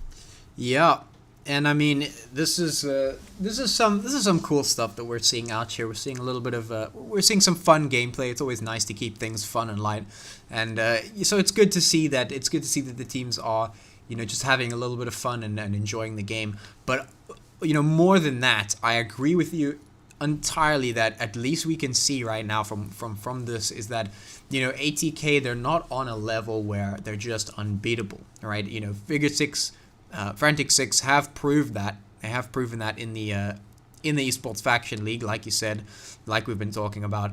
But ultimately, you know, just from what we can see here, it's, you know, just because 80k is taking this one lighter, just because they're having fun with this, you know, doesn't mean that they're not still playing. And, you know, ultimately, we've been seeing Frantic 6 winning some key gunfights, winning some crucial moments. So you know, you've got to give credit where it's due. And Frantic 6, they've certainly earned their spot as a contender here. You know, making sure that we're keeping 80k in check, making sure they're not just running away with everything for free. So it's good to see. And like I said, I really want to see Frantic 6 going up against 80k a lot more. And I want to see them improving to a point where they're, you know, constantly sort of battling each other out like sort of rivals. Maybe we can develop a cool little rivalry going on here. Not necessarily bad feel rivalry, but more of a competitive sort of friendly rivalry where they strive to beat one another and in so doing improve one another. Just quick, Elvis was saying my mic is apparently a bit soft on the stream, so if you could maybe just boost me up on Discord. Sorry about that. Yeah, I can do that. But I was going to talk about Still AML's pick onto the Alibi actually before those spawn kills came out. But Still AML in the semi-finals matchup I casted between Frantic 6 and Meraki, he was playing Alibi quite consistently. It didn't work out that well for them, to be honest. But Alibi is one of those ops that you just don't see that much, but it can definitely be an influential op nonetheless. So the attack is now starting to take control of this penthouse area, opening up those soft floors with the breach charges on the IQ. See what they can do with this position. Yeah, so right now, essentially what we're waiting for is we're waiting for 80k to maybe fire back a little bit, make this one a bit more spicy, and hopefully bring themselves in and let us see a little bit more competition. Otherwise, we will be going to a map 2. And where we'll see a little bit more of these teams fighting off against one another. So hopefully 80k can bring a couple more rounds in their favor, even if they don't go on to win it. It'll at least be nice to see a little bit of competition. Yeah, competition is definitely being brought here because at the moment it's looking like we will be heading to map 2 quite quickly. I mean, Frantic 6, they're on match point. If they get one more, well, they're through to the second map. So 80k definitely need to start worrying about this maybe because lose one and you lose this matchup, well, this map at least. So yeah, but at the moment 80k, they definitely look in control of this. They have full control of the top floor area, starting to open up that soft floor. But if you look at the setup from the defenders at the moment, they realized, okay, they've got top floor control, but let's just give it to them. Let's rotate off of site. Still AML on the Alibi is the only one situated on site. The rest of the players are either in Sunrise, Jungle, or Logistics. They are able to hold crossfires, and sure, you've got top floor control where you can kill the players on site, but when there's no one on site and you can't get onto site, what can you do about it? So ATK, even though they have that control, they need to make something work. Yeah, it's all They about need to do converting that something with it. control. There it is. It's going to be Figure and Ducky firing into Leventus and James. Stick's going to be firing back, and now AML is also going to be falling. It's going to be a 3v3 now at the ATK. Firing back for the first time, they're on the even grounds, potential to make this. But like you said, they have to convert this into something. All that control can't go to waste. You have to do something with it. And with 20 seconds left on the clock, something has to happen right now. Yeah, 20 seconds, like you said, Diffuse is in the hand of Sticks. We know he is a very proficient planter, but at the moment, the kill does come out for Causa onto Fish, but Sticks is just rushing onto the side. He needs to get this Diffuser down. With 4 seconds left on the clock, Sticks is dropped, Diffuser is dropped, and the players of Frantic 6 are going to win this. There it is. That's going to be map 1 going the way of Frantic 6. Really well played from them. Good stuff coming out all across the board, of course. We're seeing some really strong players from Frantic 6, and I can definitely see why they would be some great contenders against the ATK Giants. So, with that said and done, we will be heading over to map 2 very soon. We're going to be just heading over to the intermission while that happens. So give us like a couple of seconds to get everything ready, and we will be getting into map 2 in no time. We'll see you guys in a little bit.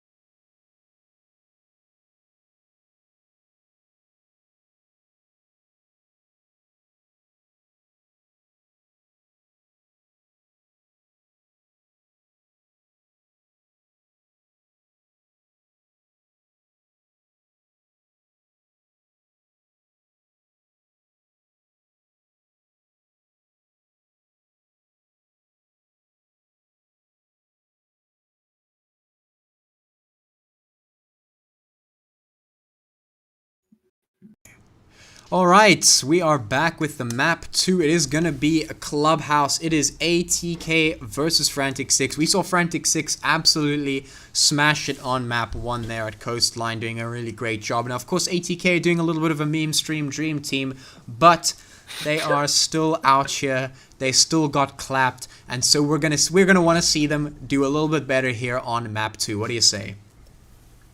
I'm really excited for this, but the meme stream dream team. Yep. Well done on that one. I've got to give it to you. 4 words rhyming. that caught me off guard. But getting into the bans now, will be Clubhouse. So the Thatcher and the Montaigne being banned, that's definitely some influential ops off of the board. I mean, the Thatcher, we know how much he's used for the main breach, as well as the Montaigne. He's really the only counter to the 22nd meta, just face checking every angle. But the Echo ban, the first defensive ban, it's a pretty default one. Yeah, I mean, obviously, once again, you don't want to see ATK bringing out that Monty. It's just too spicy. You don't want to see them do it. It's dirty. It's disgusting. It's too strong. Nerf ATK basically on that operator. But yeah, so classic bans coming out there. We're going to see the Echo getting taken off the board, as well as the Maestro there. Also a pretty strong pick when utilized right. So a pretty standard lineup of bans coming out here overall. As we move into round 1, ATK starting on defense. Yeah, I'm very excited for this one. I want to see if ATK can maybe turn this around. I want to see if Frantic 6 can maybe continue their steamroll, because if you look at the previous matchup, ATK, they only won 1 round. Yeah. To say the least, that is pretty upsetting if you ATK.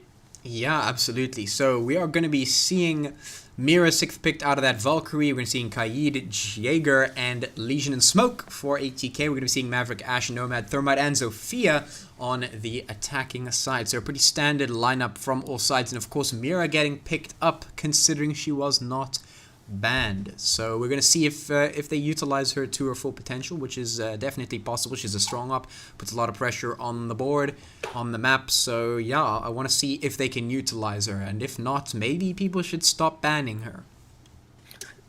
I mean, it's one of those ops that even if she's not on the board, picked up by the team, she genuinely changes the way you have to play around. It's one of the few ops that have been added to this game that genuinely changed the core mechanics. I mean, where we see her reinforcing at the moment, where she's placing her what do you call that, the mirror. Literally, you have to worry about that. You basically can't push blue without knowing there's not someone behind that mirror. Yep. In a spot that you can't do anything about.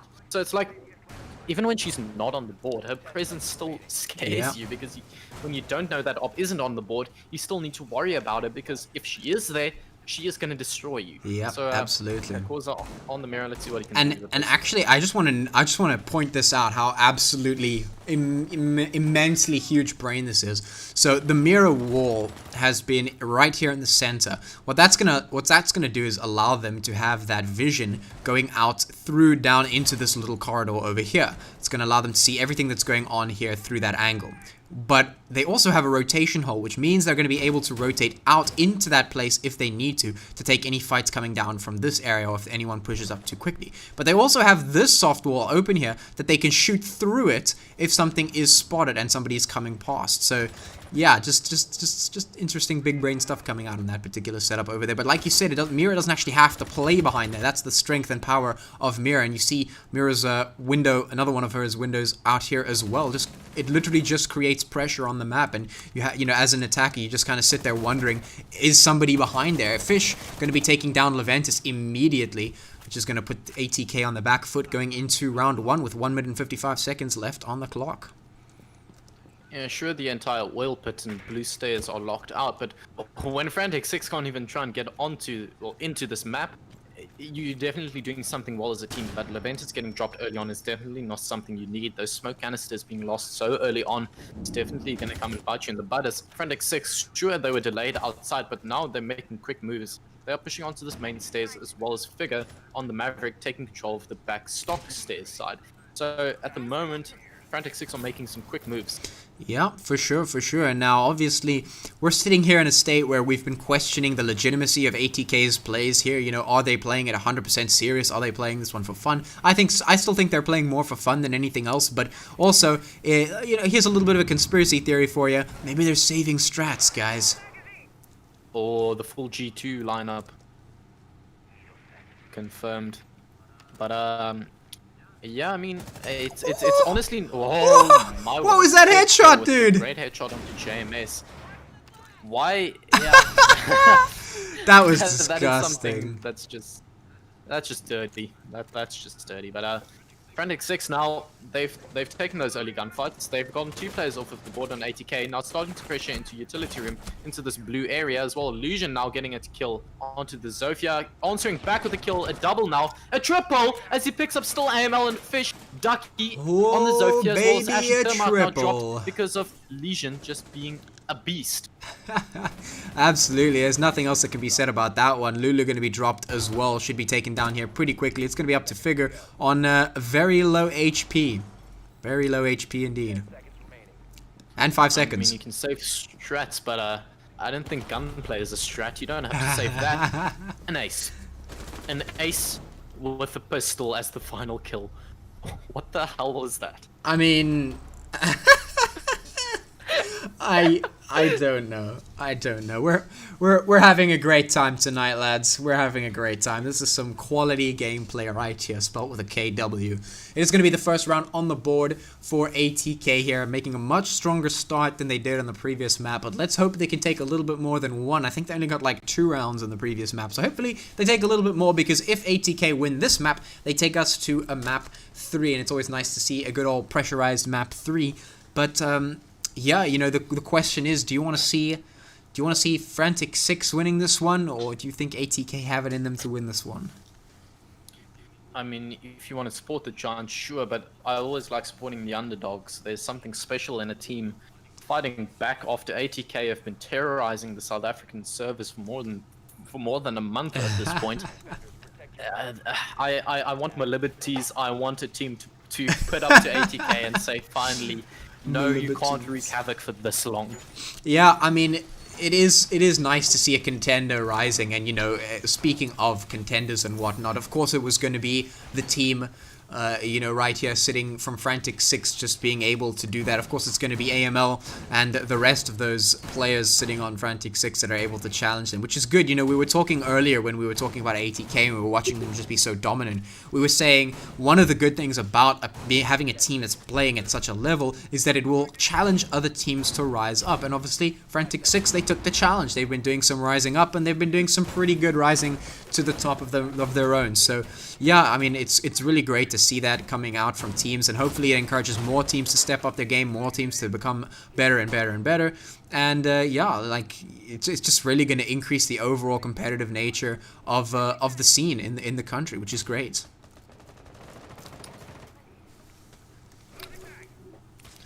Getting into it now. So we got this lineup from ATK defending this. They've got 2 players actually stacked on Catwalk. It's a pretty peculiar one, because if you look at that rotate, you need to vault through it to actually get back onto site. And if this main breach is opened up, it's going to be a really hard area to rotate through. As well, construction wall just has not been reinforced. I've got to question the setup from ATK as much as I got to give credit for the previous round. But the opening kill now coming out in favor of Figure. Exactly what I was talking about, that weird rotate onto Catwalk being the death of Corza on the Wamai. So got to question that play, but still, you've still got 4 people left alive to put up a fight and see what they can do with this. Yeah, I mean, all is not lost at this stage. You know, they did lose a pretty strong pick, but I mean, at the end of the day, it's not the end of the world. So they could still do something here. It's definitely winnable. Nothing too crazy happening just yet that will really decide what's going on in this round. Right now, we're going to be seeing a lot of shots fired through the main wall there that has been opened up by Maverick and the rest of the gang for Frantic 6. So they're going to have this pressure over towards B site, and having this wall open is very, very strong and very, very important to have, because it allows you all of these potential angles, all of this potential pressure. You could see Ducky here on Zofia pressuring from the window as well, so they have all the pressure points covered. Smoke grenade is going to push Ducky off of that angle, but the rotate just comes through, but is being held by Kaid. That is being well, I mean, that's just a big no thank you to that one. JMS will go down, though, for the refrags. It is going to be 3v4 right now, and oof, that feels bad, man. Okay, diffuser being planted. Lulu on the Nomad. It's still AML with a great headshot on Sticks. The vent is down below, shotgun in hand, trying to open up that floor. But with the diffuser already being planted, what can you do in a 1v4 situation? You've got the SMG-11. You've only got 17 bullets in 1 mag. Even if you can spray transfer on each and every single head, you won't be able to do very much. And well, he didn't do very much because Figure just coming from the side from stock area gets the final kill onto, I believe that was Leventus. Yeah. So a great round for Figure, answering back with the opening round, going the side of ATK, answering back, putting it at a 1-1 round count now. Yeah, very interesting there to see how the ATK players just fell one by one there, leaving Leventus all alone. Not the ideal situation by any means. We're going to be seeing a similar operator lineup coming here from ATK, and actually pretty much exactly the same for both of the teams moving into round 3. I always like to see these because it's basically it gives you the sense that a team is so set in their play, or not necessarily set. They are so comfortable in one lineup that they know they don't really have to switch anything up. They can just do the same, do essentially the same thing, tweak a few things, but with the same operator lineup. And that just shows you the flexibility of the lineups these guys are bringing. They can do any given strat, but with the same operators to a degree that they don't have to switch anything up and get onto operators they aren't necessarily that comfortable with.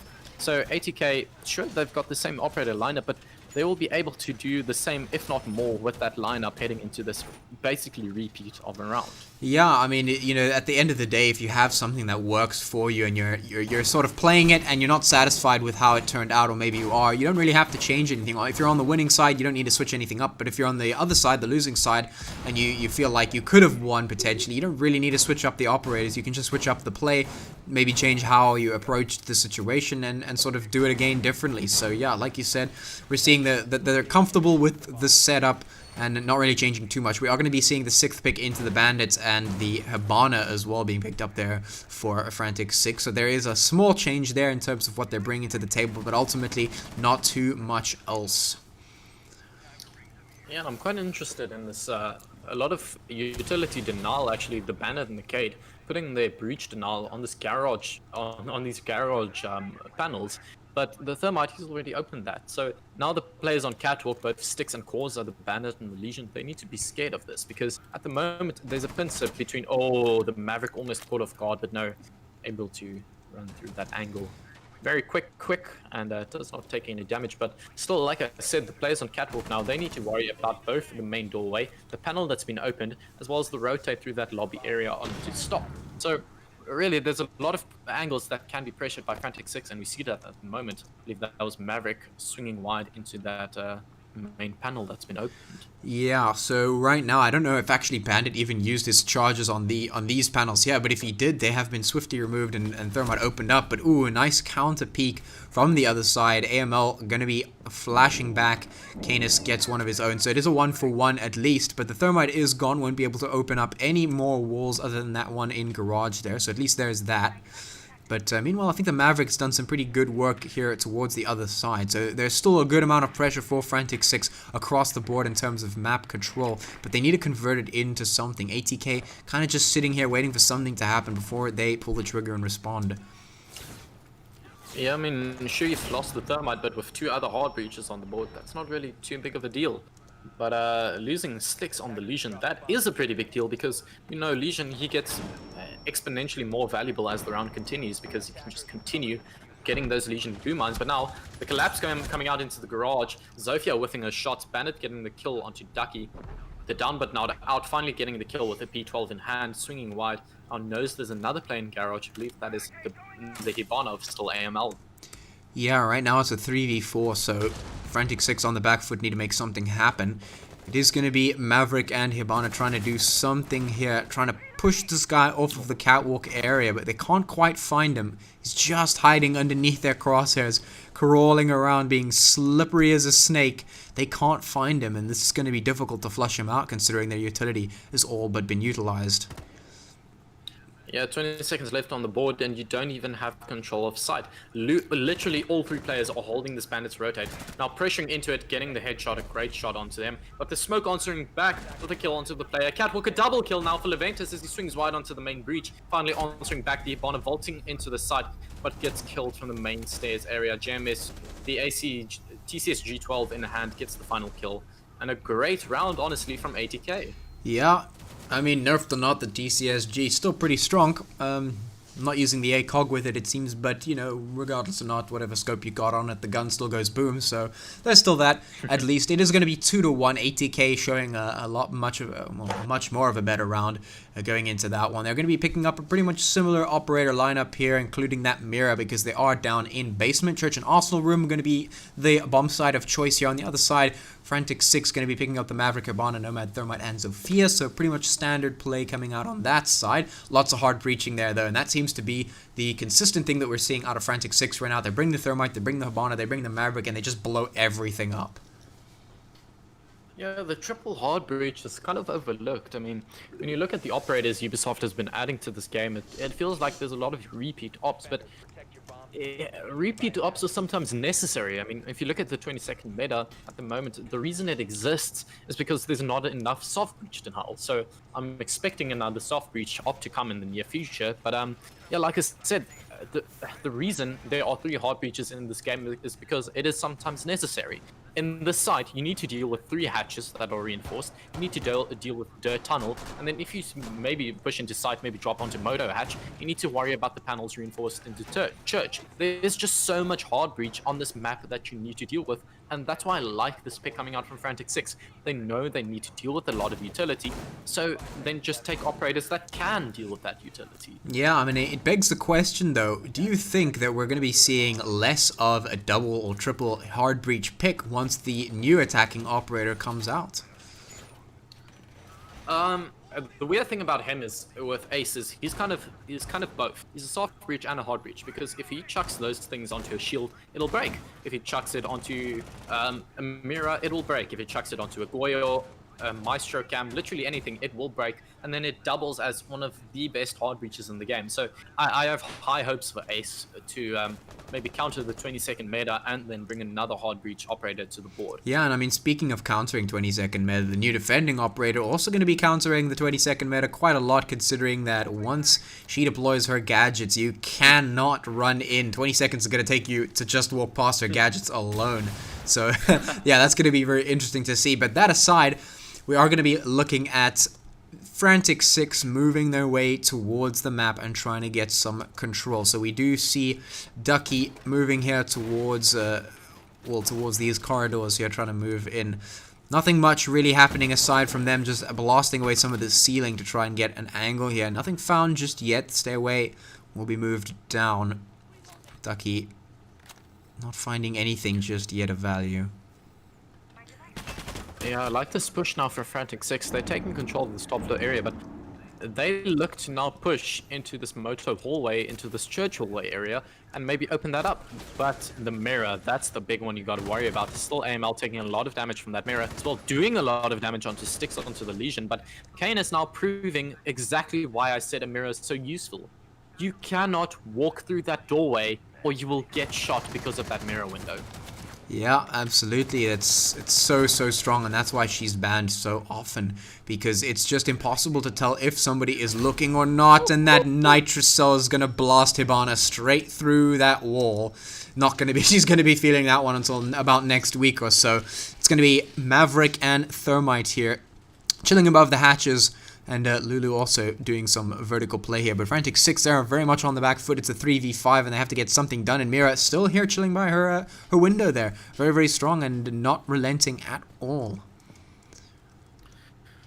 Yeah, I mean, at the moment, Frantic 6, they are definitely at a back foot, but you can't write them off. Sure, there's 30 seconds left on the board. Sure, they're only now opening up hatches, but I think they can still do something. I mean, you can't write them off just yet, but that is a big one. That's unfortunate. The thermite charge on the kitchen hatch was just blown off. So now you basically have 2 areas to push from. Either the stock hatch that's been opened or dirt tunnel. So let's see what this push comes down to now. The first kill coming out from Figure, but refragged by Leventus with the kill onto Fish. Now just pushing onto site, the Legion and getting the kill. Now the last player is situated in that blue tunnel area. Yeah. Does get the kill into JMS, but cannot do too much with that. That is the power of time, ladies and gentlemen, and everyone else listening right now. That is the power of time. You know, you can get your setups all done and dusted, but at the end of the day, if you're on the attacking side and you lose that momentum and you cannot get it back, that is it. You know, you can't fight from an uphill battle against another team while you're fighting time as well. So, yeah, that's it right there. That's just the power of being able to sit on and do nothing, which is, of course, the defender's sort of ability here. Yeah, just quickly, I want to talk about something because I'm quite intrigued myself. I was thinking about this now. Hibana, we saw her stare at the C4 being ripped with her Hibana pellets in hand. So she couldn't get out her bearing 9 or her main gun to actually shoot it out. But chat, please correct me on this if I'm wrong. Hibana pellets do damage when they hit you. A C4 has 1 HP of damage. So if she hit the C4 with a Hibana pellet, would it have broken? I really want to know that, chat. That is a good question. Because he was staring at that, knowing he can't do anything about it because he couldn't move and he couldn't whip out his gun. But I think if he did shoot it with the Ivana pellets, he could have saved his life. So, chat, please, I want someone to maybe go test that out. Yo, that's actually a if you very can. good question. If somebody Googles that real quick, I would be very, very interested to see if that's actually a thing or not. Because, like you say, I think Hibana pellets might do a tick of damage when they hit. Like, if you had to shoot an operator with her pellets, you might do a little bit of damage just based on impact. And if that's true, like you said, Nitrocell only got 1 HP of damage, so it is entirely possible that he could have potentially been able to save his life by shooting the Hibana pellets at the Nitrocell. Yeah, I'm actually Googling this because... Yeah, this is. really I'm very curious to find that. In any case, it is going to be the second floor defense coming out here for ATK. They're going to be picking up themselves the Castle, the Kaid, the Jaeger, the Mira, and the Smoke. So pretty much all standard setups here. This is the Castle, going to be pretty strong reinforcement here towards the room. And once again, we see the ATK strat of just opening up this entire wall section here, making it essentially one giant bomb site. You can see now there is no separation between these two rooms. So the bomb site is essentially one big room that they can then just peek into from what appears to be a bathroom where they're all kind of just sitting and having a party. So it is going to be the onus is on Frantic 6 to make something happen here, and they're going to be slowly making their way to do that. Ducky going to be opening the first of the two castle barricades there. Going to be spotting out the fact that this is now one big-ass room that they have to get into.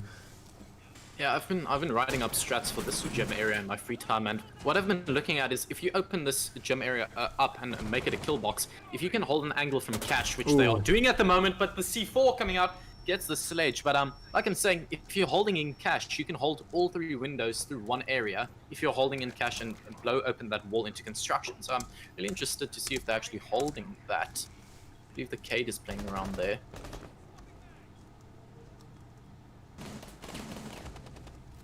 But Corza now with the kill onto Figure. That's a very important one. But JMS, he's just holding on site. If we quickly pan over to his view, I believe that's the angle I was talking about. If you quickly go over to JMS, if you hold through that soft breach area that's been shot out there, you can hold all 3 jump-in windows. So I like that position being held by him, as well as that mirror window, allowing him to hold the window into cache. But at the moment, a 5v3 in favor of ATK. It's looking quite dire for Frantic 6. Yeah, right now they're sort of on the back foot. ATK, they are in the lead. They're looking a lot better on this map. They're doing a lot better. There goes the Hibana as she tries to push into the bomb site. That's the power of this hold here coming out from JMS.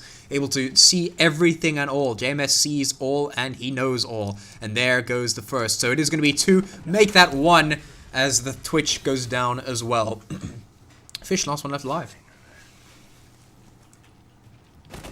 But not for long. Also, he's going to take that one flawless round for ATK. They win round 5. They pick themselves up 4 in some good succession there. It's only 4-1 now as we move on towards the end of the half.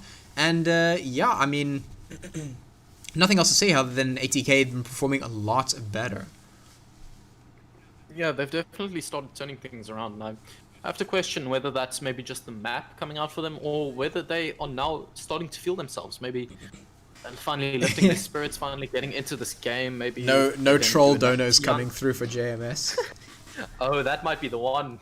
Boys, please go ruin their day. A few donos can easily win this for Frantic 6. You can have a direct impact on this game, and it's not against the TOS. In any case, it is going to be a pretty standard setup coming out here for both teams. nothing really spicy to look at or see other than the 6th pick from Twitch into Capital. Not too sure why the Twitch was there, maybe just to do a little bit of utility destruction, but ultimately I think the Capital a little bit more value in terms of utility and ability to control zones.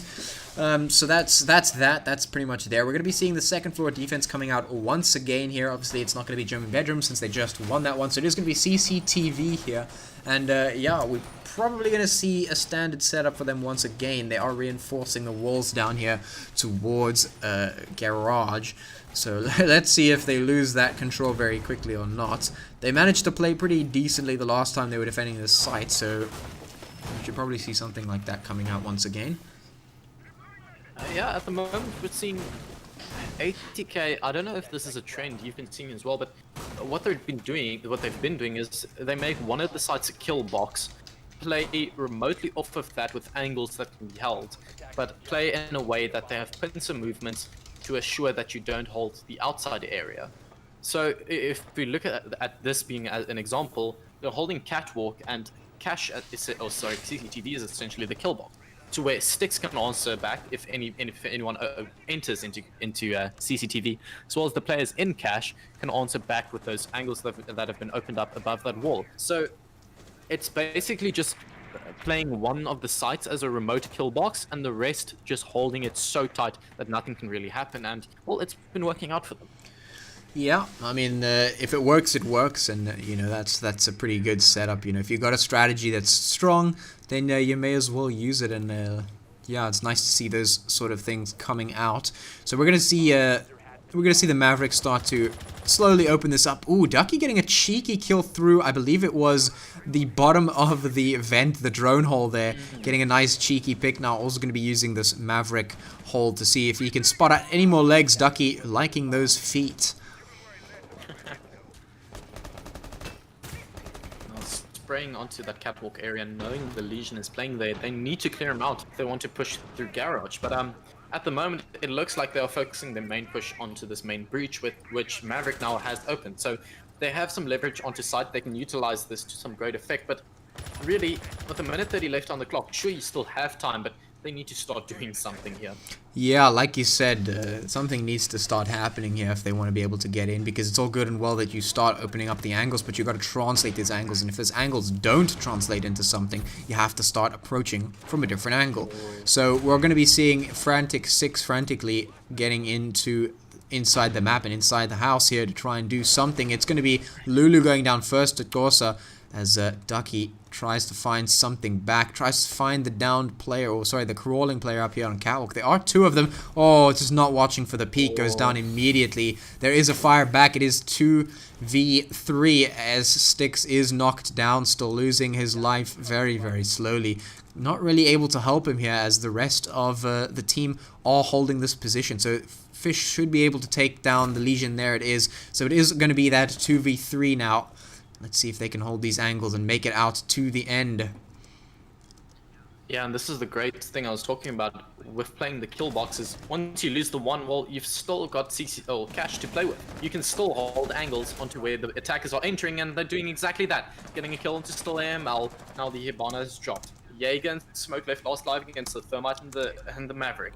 15 seconds left on the board. They do have the diffuser, but it's going to have to get planted. No smoke canisters left. But why do you need them when you can just get the kill? Figure now left last live. Yeah. He's so far off the site. This is lost already. Yeah, that was it. ATK secured that one as soon as that diffuser dropped down onto the site. There was basically nothing he could do. He was too far from the site to be able to get on there. And of course, he just had to leg it there, and they were just ready for it. So yeah, great stuff from ATK. This is pretty much the normal stuff that we expect to see from them usually. So no surprises there, really. It's going to be 5-1 ATK, very decisive on this map. And yeah, so far so good. And just quickly, I want to talk about the play in that previous round, because we saw two players on the catwalk area, and Capital, he was the Lulu on the Capital, he was the only one that could really clear it out, because Capital Firebolt, if you didn't know, well, it burns you alive. So if you can get a Capital Firebolt onto catwalk, precisely where you need it, you can clear out those operators. But one of the things very few people know about is Jaeger, he doesn't counter Capital. Wamai, he does. And that's exactly what happened. Those Capital Firebolts were dragged so far off of where they were supposed to go that they just couldn't clear out the players in catwalk solely because of the play of the Wamai. And in my eyes, that's why they won the round. So a great counterplay coming out from them, knowing there's most likely going to be a Captal, taking that Wamai and placing his batteries really well. Yeah, I mean, that's exactly how you want to do that. You want to be able to utilize the utility that you have available to the best effect, and the best effect they had there was just being able to protect their players on Catwalk, and having those players on Catwalk alive for so long was able to really stall out Frantic Six's pushes. They were not able to get in there where they wanted to get in, simply because, like you said, those firebolts were not landing where they needed to land because they were getting dragged away. It is going to be the second half, though, so we are going to be seeing Frantic Six here on the defense. This is going to be basement, and they are going to be picking up a pretty much standard operator lineup in terms of what we've seen here so far. It's going to be Smoke Jaeger, Alibi, Valkyrie, and Kaid. Now, of course, on the side of ATK, they're now on the attackers. They're going to be picking up that Blackbeard, which was not banned. Let's see if it comes to fruition. Let's see if they can yeet this one into the site and get some free memes. Yeah, I mean, more than anything, Blackbeard, he's just an annoying operator. I mean, you shoot at him, but it doesn't register. You're thinking, what's going on? Yeah, well, that's a game mechanic. You just can't shoot his face. Yeah, that's a game mechanic. You can't hit him in the face. That's just it. Of course, he does have 2 of those shields, so he can protect himself a little bit longer, though he is in a spot where the shields do melt relatively quickly, so if you play your cards right, you could potentially get him to a spot where you can take him down. But that being said, yeah, he is still a very annoying operator to play against, and he hasn't been banned here in this match. It was the Monty, which we saw last time there, doing a little bit of havoc there, so they took that one off the board instead, which is understandable. It is going to be also actually getting there really, really quickly, getting beamed a little bit by the Alibi, but yeah, you know what, he's able to take that one down and move forward. Not too much of an issue. Should be able to get something. He's very, very close player. He has to spot this one out. Here we go. Oh. Also winning that one because power of a you Blackbeard. can't shoot his face. We were just talking about it. That's a no-no. Yeah, so if anyone on the stream didn't know, I believe Blackbeard's shield has 60 HP. So that is 2 shots from the 416C carbine, 2 shots that didn't register onto the Blackbeard. Yeah, Which, I mean, it could have made that gunfight go another way. But nonetheless, ATK, they win that gunfight. Koza, he wins that gunfight onto Ducky. Jaeger's dropped. One of the most powerful guns on the defensive side has been lost. yeah, I mean, Blackbeard literally has a no-no square where you can't shoot him in, so that is a little bit unfortunate for him. His shield will be lost here to a little bit of spray coming down there, so he's going to get a little bit aggressive. Should have been spotted out on that Valkyrie cam. Meanwhile, Fish going to go down. A little bit of damage going down onto the Maverick, still trying to get something back. James going to get Fish, and now it's a 3v4. For Frantic Six. They have to get something done here. They do have a little bit of presence towards the site, but it doesn't matter if they can't get the defuser down. Yeah, Smoke now, he's already wasted 2 of his canisters, which with 46 left on the board, that's not looking too good. But still, 4 players on the side of ATK, they can start to just open this up. Now the Hibana starting to open up into the church bar area.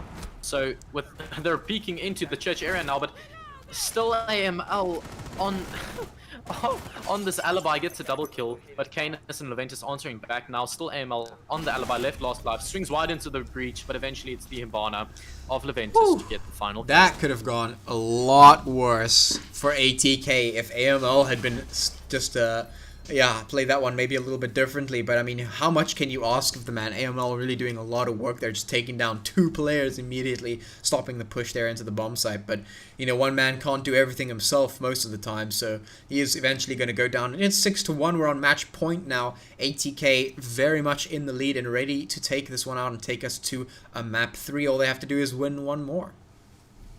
If I'm not mistaken, this is quite literally a deja vu moment. I think the round counts have been going literally the same in the way they've won it. So, at the moment it's literally just a complete 180 of the first matchup, and well, that's better for all of us because we get to see more top tier Skeech. We will be heading, well, it seems like it at the moment. We will be heading to a 3rd match. Yeah, it definitely seems that way. We get to see a bit more of the Clash of the Titans here, which is great considering, you know, I'm pleasantly pleasantly surprised that Frantic Six have been able to really up their game and really perform quite well here.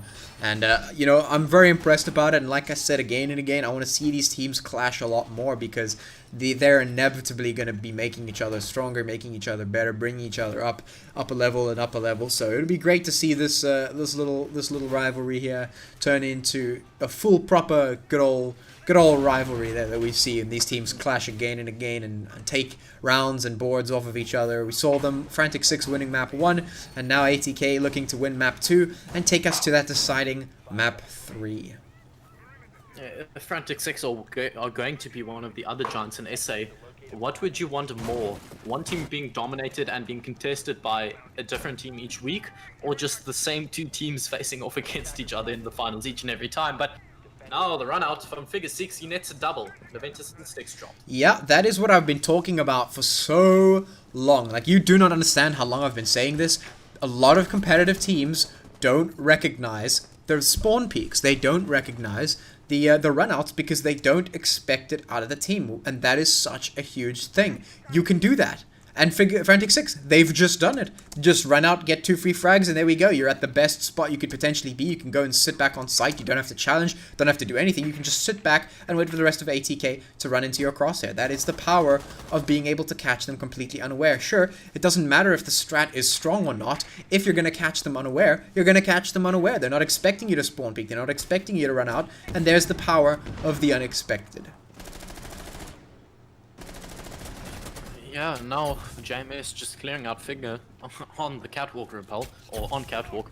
So as the Capitan are starting to take care of the last player on catwalk, I believe that is the Jaeger, taking a lot of damage, or no damage actually, as he just dishes out damage, gets a JMS. Looking for another now as he dances into the crosshairs of the Cap Tower, looks for another, does not find it. That was such Falls beautiful again to gameplay. Fish, now left in a 1v3. Yeah, I mean, Fish just did so much work there, and it was just really beautiful to watch him move. And there's the explosion, a bit of a Kobe coming in there. The Pokeball is thrown. There it is. Yeet, and AML tossing that was a brilliantly thrown Pokeball right there. Okay, Mom, gotta catch him. Yeah, absolutely. He catches them out at absolutely no question about it. That was just the most spot-on Pokeball. I think Pokemon Go would be proud there. In any case, that is going to be Frantic Six with their second round on the board for this match. Keeping things a little bit more spicy, keeping ATK on their toes. They're going to try and take this one. They just need one more round to close this one out and take us to a map 3. Yeah, it's definitely looking likely. I mean, you can never write off Frantic Six, but it's looking likely like a map 3. But at the moment, Frantic Six, they've been able to do more than ATK did in their matchup on Coastline. They have 2 rounds now where ATK only took 1. So Frantic Six on the round differential, technically they are still in the lead. Yeah, I mean, if you're looking at it that way, that's certainly true. We're going to be seeing that basement defense coming out here for Frantic Six. They're going to be setting themselves up in a pretty similar way. They've got the Alibi and the Legion, the Wamai, the Jaeger, and the Mute coming out there. On the side of ATK, pretty standard. We've got the Buck, the Zofia, the Capital there. We've got the Maverick and the Hibana coming out. So pretty standard, normal kind of stuff. No deviations, no crazy things. We don't see any Monties because that is banned. And yeah, nothing else too crazy happening on towards that. Now you will notice, of course, that little bit of spicy stuff in terms of reinforcements happening here. Just going to make sure all of that vertical play is sort of kept off the board for a little bit, at least. If Figure is deciding to place that, eventually he decides to stop spinning around in 360 no scoping. This is not Call of Duty. It is in fact Rainbow Six Siege, and you don't need a 360 no scope in the middle of a map. Yeah, I like this operator lineup coming out from the defenders here. We've got the Alibi, which it's I have to give it to them. It's been working out. They've been getting the pings onto the attackers quite consistently. And why run something like a Valkyrie, maybe even a Maestro, any other information off when you can literally just get pings on them because they don't know whether it's you or or a hologram. So I really like this play of the Alibi thus far. Yeah, I guess you could also potentially make the argument that some players and you really enjoy the Alibi weapon. We've seen, I think it is AML playing on this one the whole time. He does really well with Alibi's weapon. He's able to utilize it to some great effect, and we've seen him get some really great double frags and whatnot coming out there. So, but there's a potential argument to be made for that. Why bring out a different operator when you feel so comfortable on the Alibi operator? And then at the end of the day, if you could just play mind games with your enemies, have 50 versions of yourself sitting on a map and they don't know which one's real, you could just sit there, wait for them to make a mistake and capitalize on that. So yeah, it's a little bit of a mind game upcoming on there from AML. I mean, you can literally just have left and right movement with your mouse, and you would still be able to control the MX4's Storm's recoil. That thing has literally 0 recoil. Yeah, feels real good, man. And, well, it's kind of a pea shooter, though. It doesn't do that much damage. It's kind of comparable to the MPX, but still, high fire rate does help it out. But the attackers now, they look to start taking from Oil Pit as well as the blue stairs side. And it doesn't look like the defenders are really ready for this push. They are looking at this kitchen hatch at the moment. Yeah, this could be what throws them off. Meanwhile, Fish gonna get taken out by Canis. Just gonna be sitting there, able to peek him out. No problems whatsoever. Now, JMS going to be moving through the tunnels there. Corsa right here on the other side, pincering through this hole, trying to get some spray down. Might just get caught unawares here from the player sitting on the bomb side. We'll see. There's the peek. Yeah, he does indeed get caught completely unawares there. Figure going to be getting a nice double frag there. It does eventually get traded for Sticks. Oh, sorry, Figure does go down. Sticks gonna go down as well. It's a 3v3. James, Canis, and Leventus, last ones left alive here. They are very close towards the site, so they might potentially be able to get this diffuser down at least. Yeah, so they still have, I believe, the smoke canisters from the capital. They can smoke this off and go for the plant. Shoot. That was great to utilize, but it doesn't matter if you're going to be dying immediately. Lulu and Ducky just making some great work of ATK, taking them down. Ducky gets that last one there onto Canis, and that's going to be another round for Frantic 6. They're not giving this one up.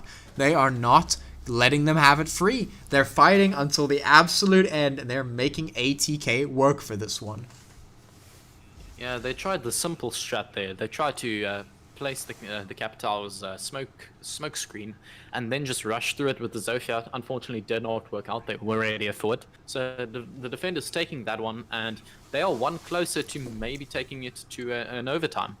Yeah, absolutely. I mean, every round towards that is a round gained, and you can't count Frantic 6 down and out. As we've seen, they are a quite capable team. They're able to do this. They're able to make it through, and the fact that they can just keep themselves in this one is a testament to their mental strength as well. They can go, all right, you know what?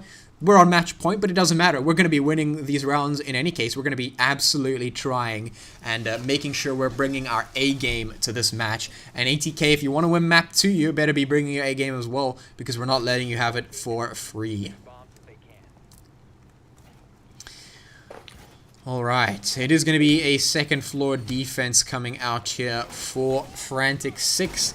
They have picked themselves up that Mira, the Jaeger, the Blitz, the Legion, and the Wamai. Pretty normal stuff. Plenty of util denial, plenty of area denial, and of course that Mira creating a lot of pressure potentially on portions of the map. Then on the other side, ATK bringing a very standard lineup in terms of attack operators.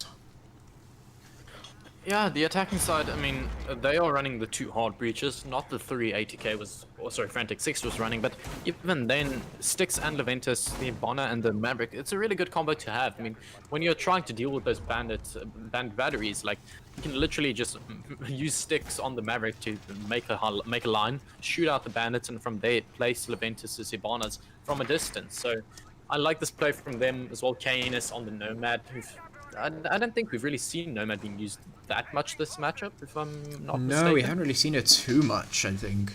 She's a pretty good operator to bring, though.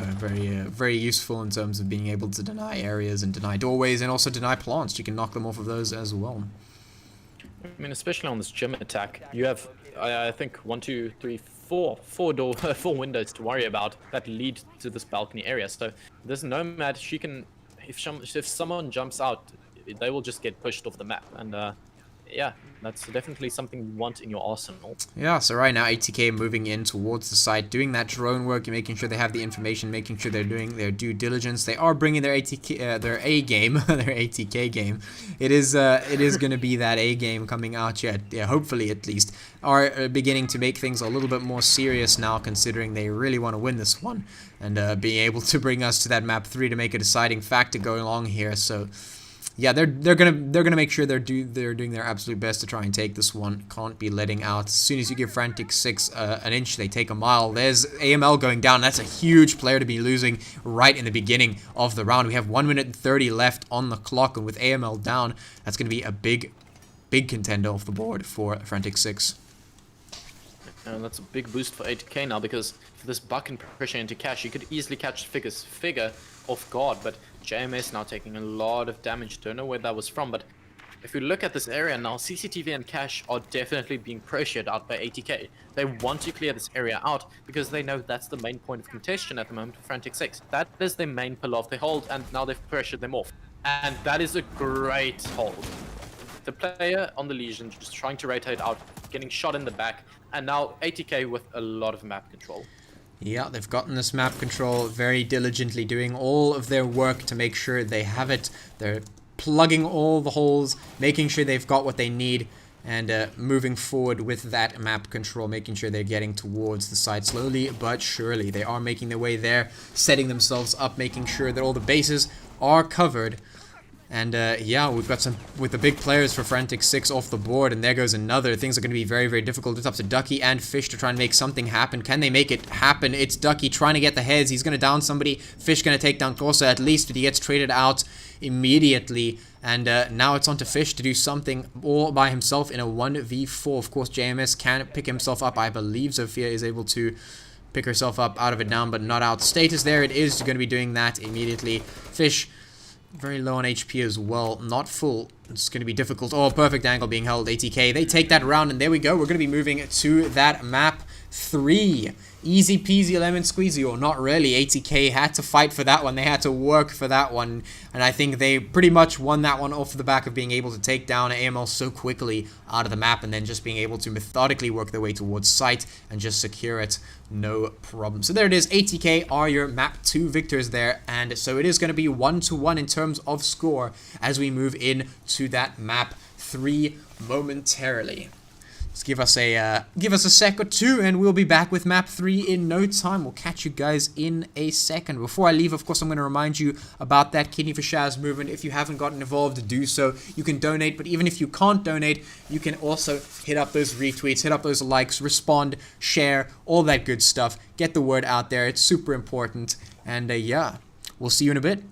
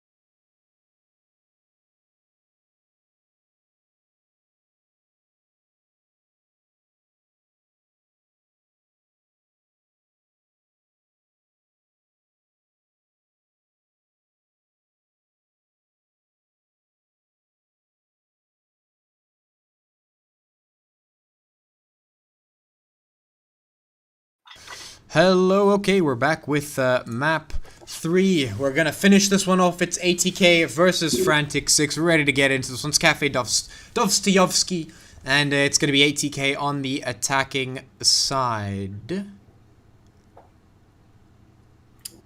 Yeah, so Frantic 6, they have done what very few teams can. They've taken a map off of ATK. So this is looking like a very interesting final matchup thus far, and I'm really excited for Cafe Dostoyevsky because it's one of those maps that can really fall either way. I mean, it's defender sided to a certain degree, but really any team can pull out ahead, and it's able to really allow for some great comebacks. But the Monty ban, that's a pretty big one. We know ATK have been using and abusing that one quite a bit.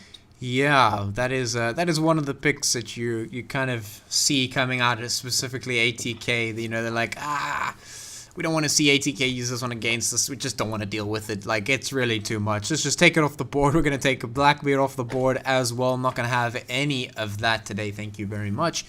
And I expect some classic operator bans here for the defense side. Is going to be Mira, so that's normal. And then I wouldn't be surprised if we see an immediate Echo ban there as well.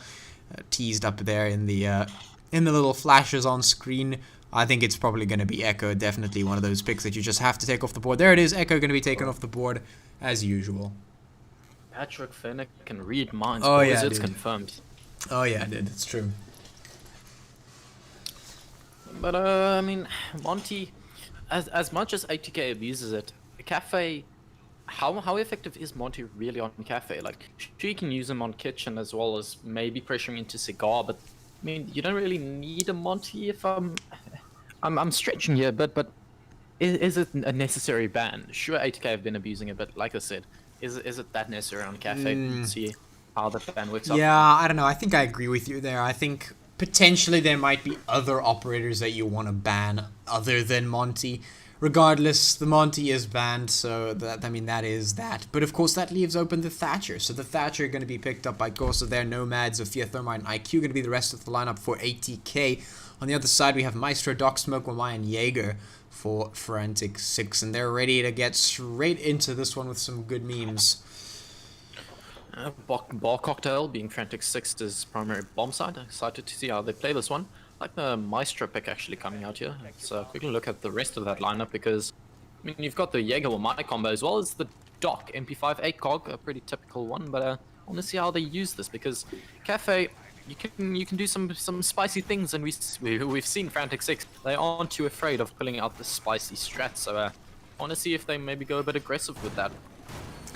Yeah, for sure, for sure. Now, interesting to note here, we've seen ATK when they attack this particular site, and on this particular map actually, most of the time, regardless of the site, we see ATK immediately popping over to Red Stairs and just taking control of that, blowing open this wall and moving in here.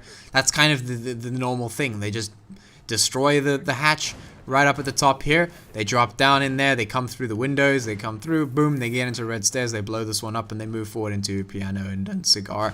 So I'm sort of expecting that to happen here. Not really expecting anything crazy, but the real question is, are Frantic 6 prepared for it? They do have the shield set up there, but do they really have anything protecting that? They do have the ADS there, so that's good. I'm not sure if they have any Wamai charges there. I'm trying to have a look and see if there is anything of the sort in that corner there, not anything else that I can tell. So they do at least have the ADS there. And here comes the droning. Yeah, ATK, they're making quick work of this. They've already opened up the hatches. They're looking to drone it out now, maybe enter to that top red stairs. If Sticks on the Thermite who, I mean, he used that Thermite quite typically to open up into Christmas, but now already, JMS, he's taking control of New Balcony. Yeah, he's going to be here very quickly there. I mean, this is what I was talking about. They take Red Stairs control, they blow that wall open, and then, yeah, nothing else to be said there. They take control of Piano, they take control of Cigar, and then they move forward. JMS going to take down Ducky. That's going to be a great foot forward moving in here. Doc chilling by the shield, trying to stop any pushes from coming in there. The Thatcher, that's why you banned the Thatcher. There goes the ADS. Also going to get a straight up headshot into AML there. And now ATK looking to take this one. Looking super, super cool. Super level headed. Taking this one cool and methodic. And yeah, they're just getting in there. No problem. Yeah, the Jaeger Edis as well as the Wamai Magpies have been cleared out, and now Thermite's opened up onto site. So at the moment, this is looking like a clear execute and plant for ATK. Wait, are the Wamai gadgets called magpies? Yes, they are called Magpies. Alrighty then. Alrighty, that's just not. It's not just magnets. Nope, they are in fact magpies. I guess the more you know. It is going to be Styx going down there in return, but AML and Ducky still off the board. It's going to be a 2v4 with Fish going down there to a great little Aventus peak over there. Now, yeah, it's gonna be difficult. Lulu and Figure, the last ones left alive. They have to make something happen. Figure is right up against the wall. There goes Lulu. Trade is good, but Figure 6 can't do anything. The attackers are just gonna absolutely peek from all sides, clutch it out, just distract them, destroy them, just all that good stuff. It's ATK. They take that round. Yeah, and that was a pretty quick one, to say the least. I mean, Le Peak, they in chat, that's what they did. They peaked everything and they won everything. 3 players were left last alive on the side of ATK, and well, that just speaks to how effectively they were able to just collapse there, because literally they just peaked everything. They pushed into Cigar Lounge area and they won. So quick execute and a quick plant and a quick win. Yeah, I mean, this is why we see the Thatcher banned, you know, just because he can blow open those walls, he can make sure the hard reinforced walls are cleared out, but ultimately he can also just destroy all of your ADSs, all of your magpies, all your fun stuff can just be taken off the board immediately, and that opens you up to a whole new world of trouble. So, yeah, that's why he's banned a lot. I'm certain that's why we see him taken off the board so much. And with him on the board, he's been consistently picked up by Corsa here. No problem. Just picks up the Thatcher, tosses it out, gets all the utility off the board there, and they just charge in like a big ass train, moving onto the map and taking everyone out. No problem.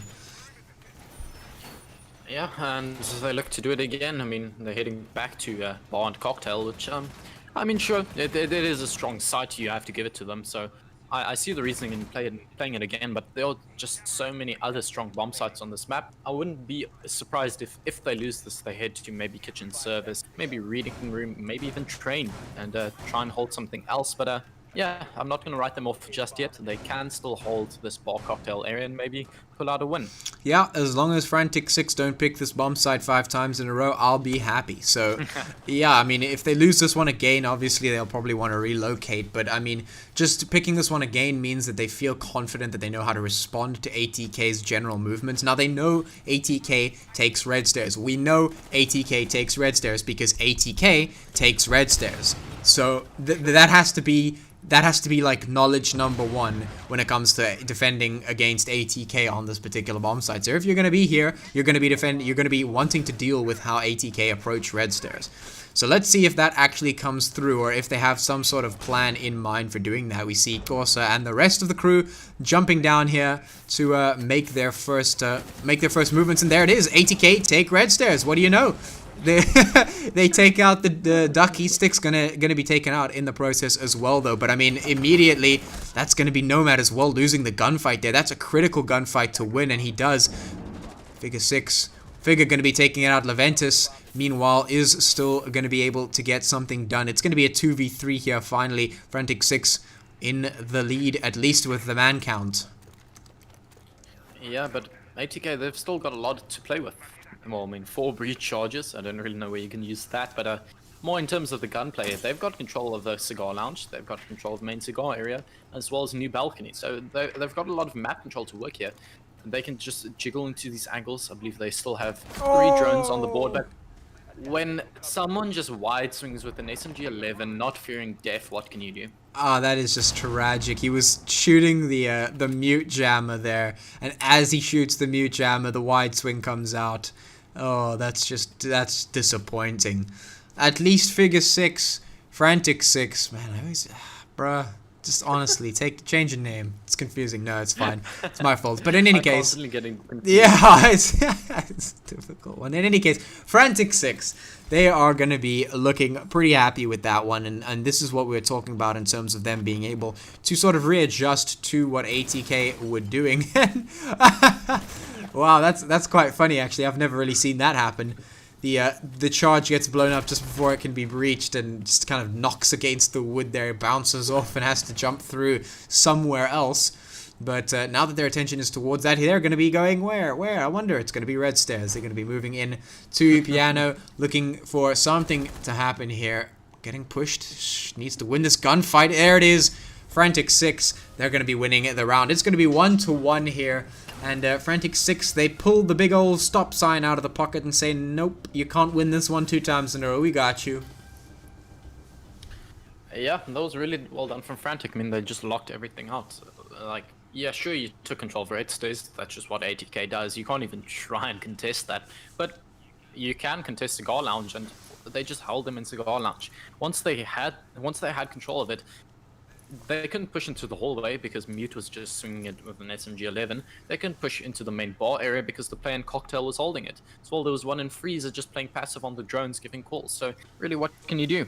It was a really strong hold by Frantic 6. Yeah, and I think that whole situation comes down to the fact that originally, once they took Red Stairs control, they dropped down in there, and the Thermite was taken out before the trade could come in. So the trade does eventually come in, but then I think it was who was the player? I think it was the Nomad, JMS.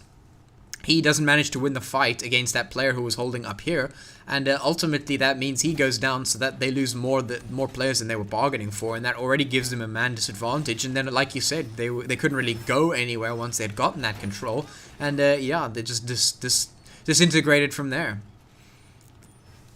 Yeah, well, let's see how they decide to hold kitchen service, because I mean, if you hold that same precedent, it looks like they will be holding somewhere offside. A lot of reinforcements, actually. I like the rotate into that bottom red stairs there from the kitchen side. Really helps you to hold small prep as well as that red stairs, like I said. So the shield actually into that, what's that called, luggage maybe? Not entirely sure, to be completely honest with you. But with that being said, we're going to be seeing an interesting setup coming out here. The shield will be deployed here towards the red stairs. We see your boy Ducky charging down here, challenging out towards the window. Nothing going to be found just yet, but at least the presence is there. The drone work will be coming out there, and I keep getting that one glitch drone, which is very annoying.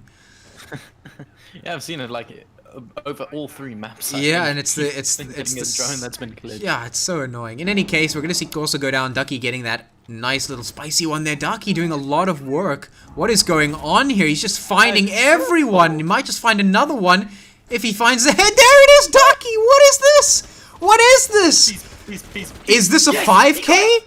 This is a 5K.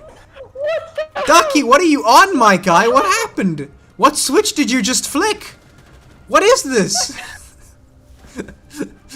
He just finds 5 heads.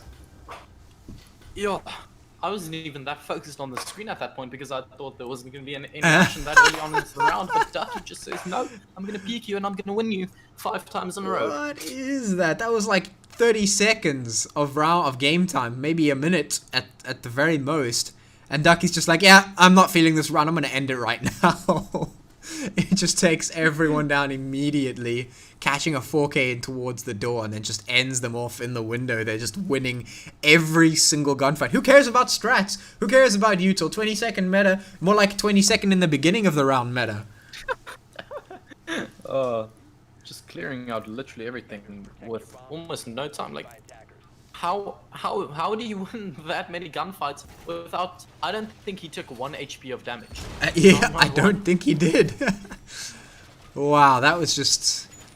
Yeah, I don't know what to say. That was insane. That's all that can be described right there from what Ducky just pulled off. So, well played to him. Yeah, that's the kind of stuff we've been waiting to see. It's some great hero plays coming out there from him, just 1v5ing everyone. You know, the rest of the team can kind of just sit there on site and wait for Ducky to finish the work. But, yeah, that's going to be that. Moving on, we are in round 4. It's going to be 1-2, Frantic 6 in the lead. It's going to be that library defense coming out here from them. And they're setting this one up pretty standard, blowing holes in the wall, reinforcing over here, make sure all of this is secure. Alibi going to be popping down that shield, making sure that they are good and ready for this push. So let's see what ATK do in response. Let's see how they decide to attack this map.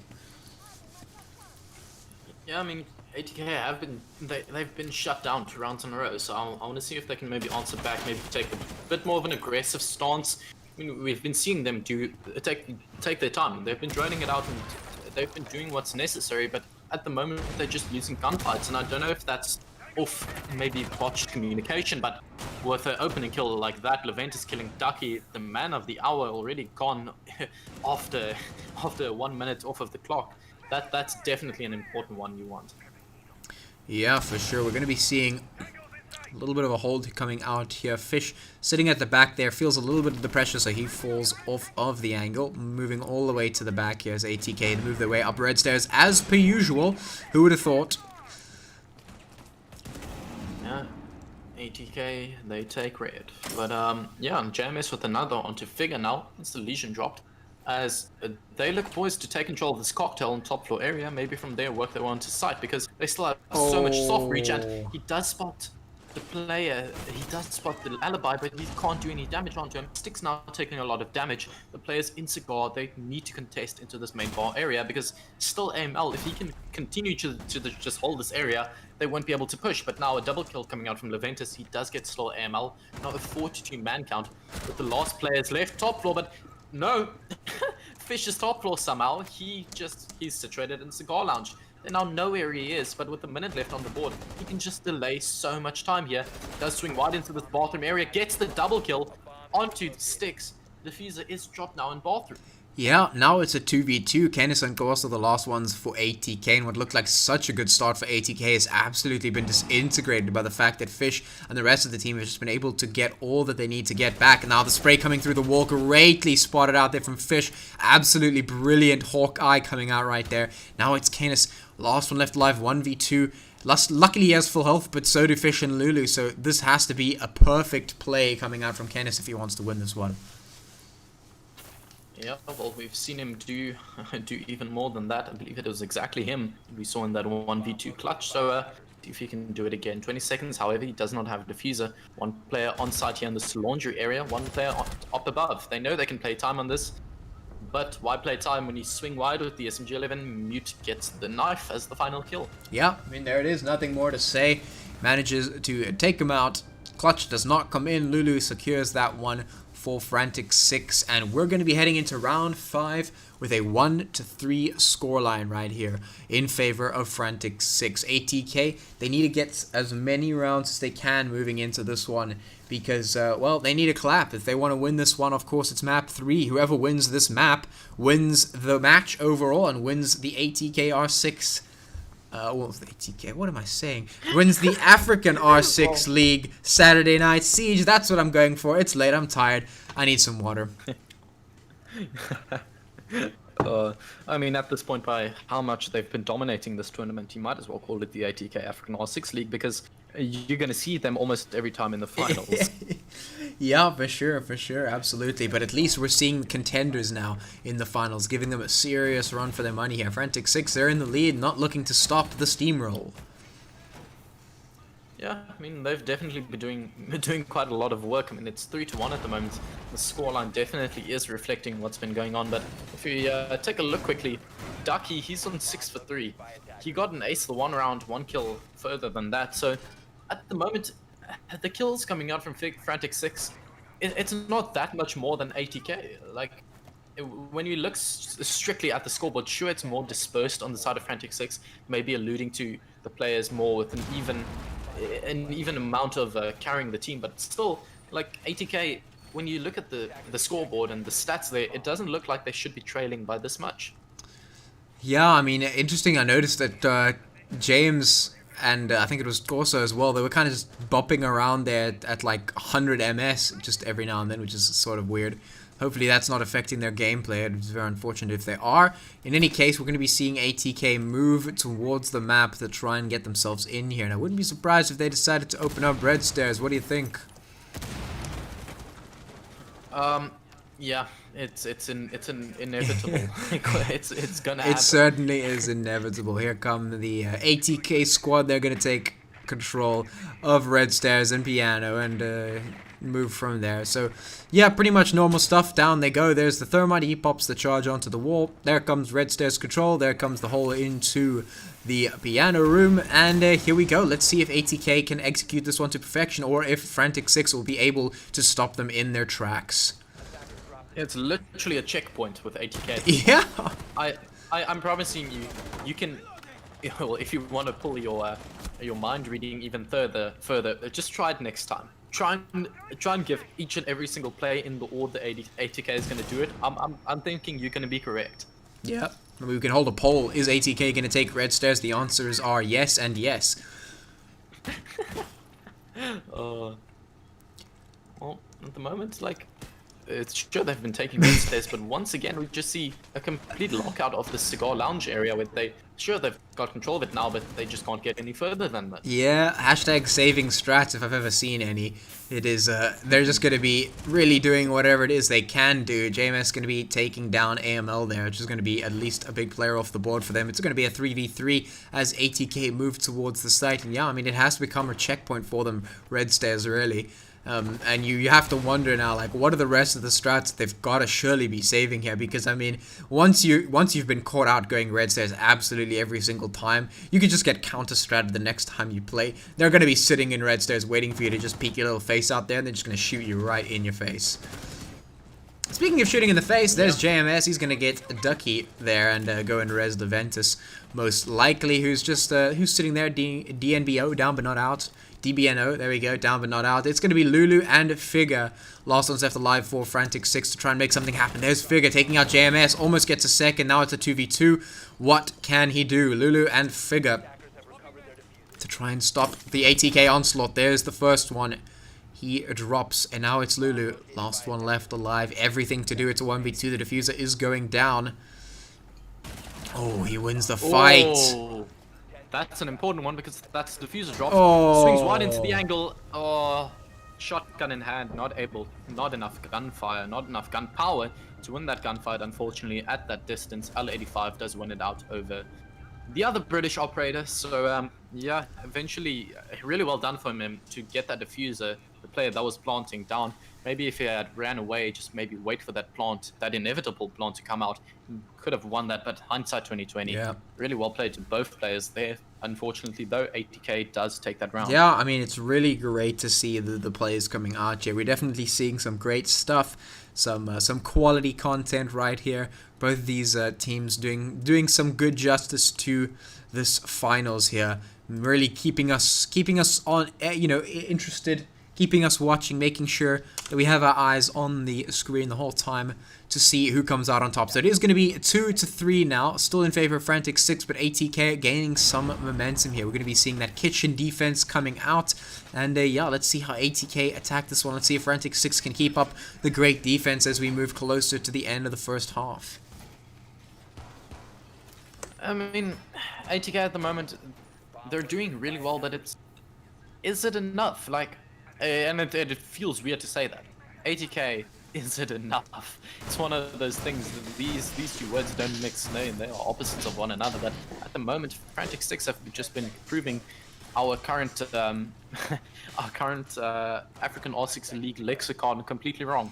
Yeah, I mean, we've been seeing ATK just clapping so much on and on again that it's great to see Frantic 6 coming up and stepping up and posing quite the challenge here. And I mean, if they take this one, they're going to be the victors of Saturday Night Siege for this tournament. So, they're going to be having that title under their belts for that one. And the next time they come in here, these Titans will most likely inevitably clash again. And it'll be interesting to see who takes it that time around. So yeah, I'm very curious to see how this one turns out. Is ATK going to be able to keep their title, or is Frantic 6 going to steal that one out from underneath? I mean, ATK, they are the two-time champions twice in a row now, but saw the C4 actually being used to take out the Hibana pellets. Quite a strange one, but I mean, it buys time. They now can't push into kitchen prep, but a great kill coming out from Figure now. Onto Corza, that's an unfortunate one, but Canis answering back with the kill into Ducky.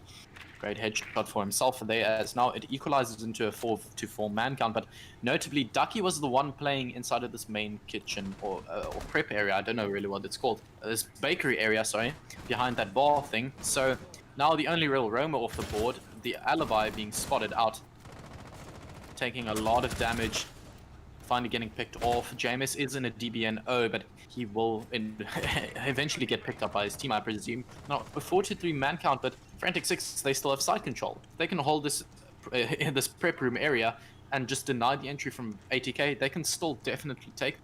Yeah, I mean, it's definitely still winnable, absolutely. James going to get res there by the team as they make their way forward.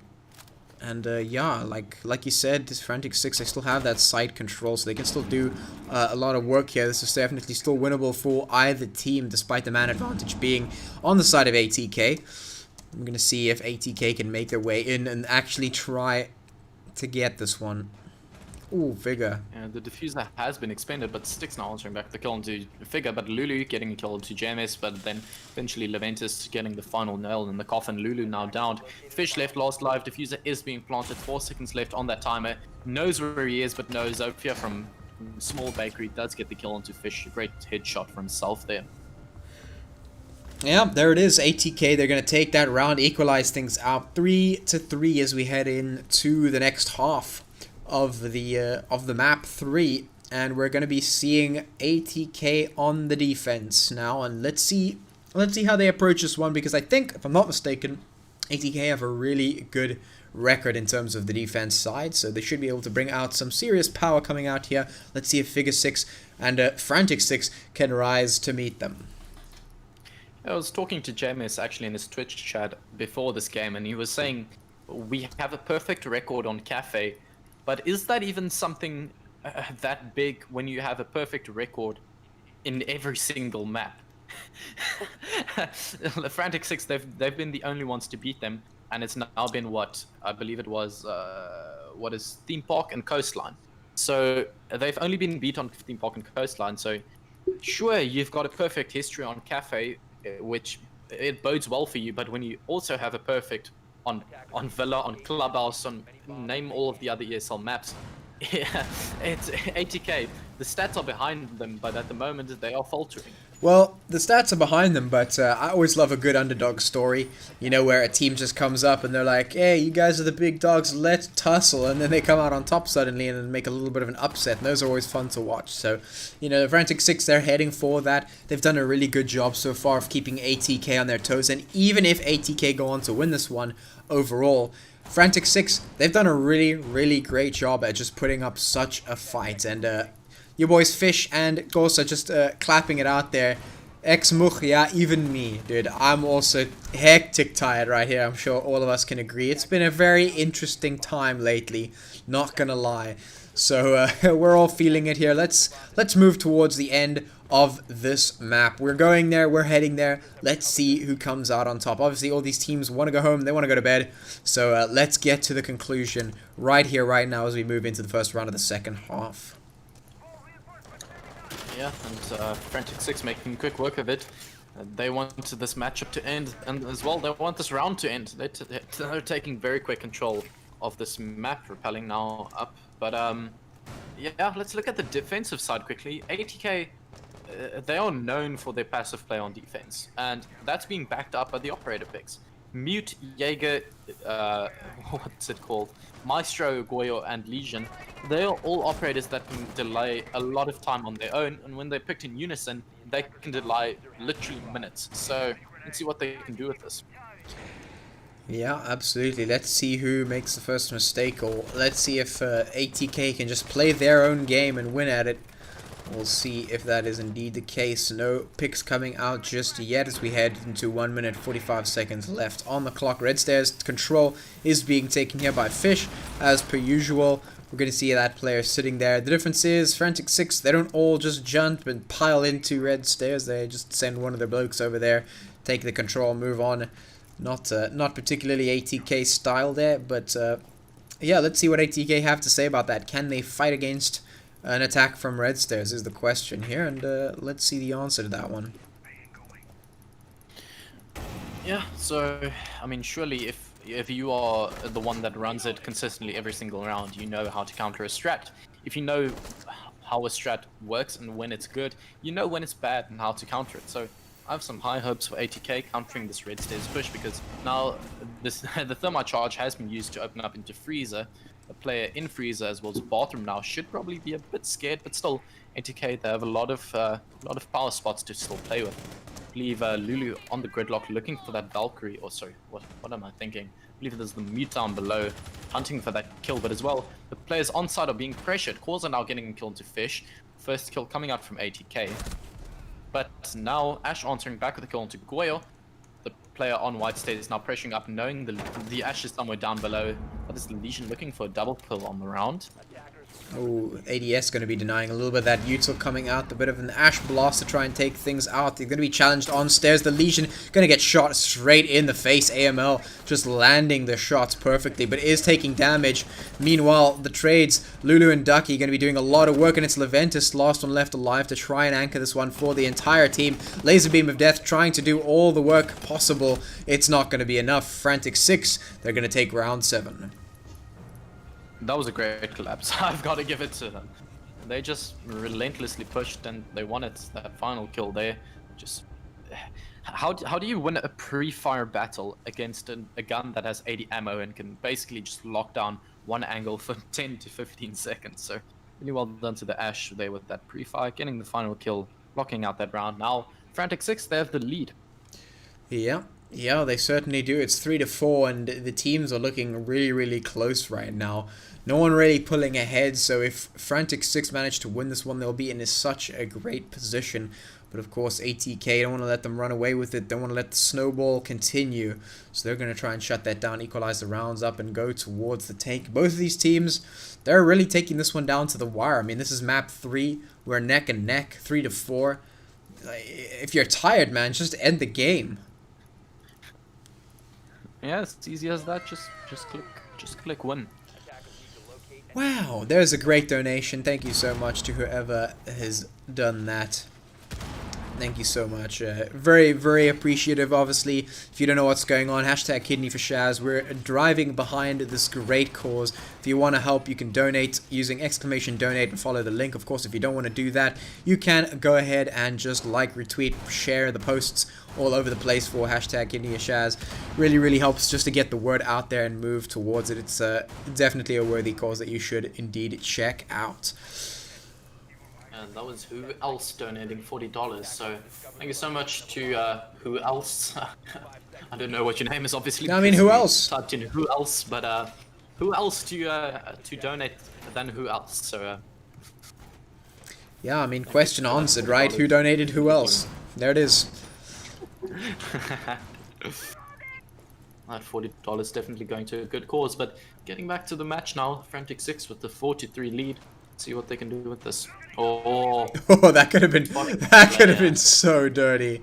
That could have been so dirty. I'm just waiting here to see if he peeks up again, because if he does, that head is gonna be spotted out, and this is gonna be a quick headshot for Thermite. Because I don't think that Valkyrie knows that Thermite is there. She was really lucky on that prone. Yeah. All right, is gonna bugger off finally. Just leave that area. There's a little bit of a headshot zone there before it gets taken down. Ooh. If Gosa had jumped out there, might have just spotted a little bit of a repel, but that would have been a bit of a risky move, bit of a Monka play. And these glitch zones. oh now. yeah, it's great. It's great. I love it. But yeah, looks like Frantic 6 they are. Oh, where'd that come from? I don't know. I'm not sure who threw that one, but it destroyed the thermite charge and took quite a bit of damage off of Lulu, so that one's going to be a very useful impact nade, I think, was what that was. But Lulu's on like 30 HP off of it. That can't be an impact, I think. Surely. What was that? Was that an Ash charge? Misplaced Zofia charge or something?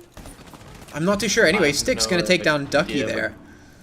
That was very interesting for sure. I'm not too sure exactly what happened there. It is going to be Frantic 6 moving in through Piano, trying to make the head's ray in towards the bomb site. Once again, moving up towards the bottleneck. Thermite charge finally going to go down to take it down the wall. This could potentially be the end that they need. I mean, they've got control of Cigar Lounge now. Ash swinging into the bathroom does get the kill onto JMS of the smoke, but what was doing that damage still? Now one player getting killed by the Evil Eye, as well as Corza now getting the kill onto the DBNO player of Ash.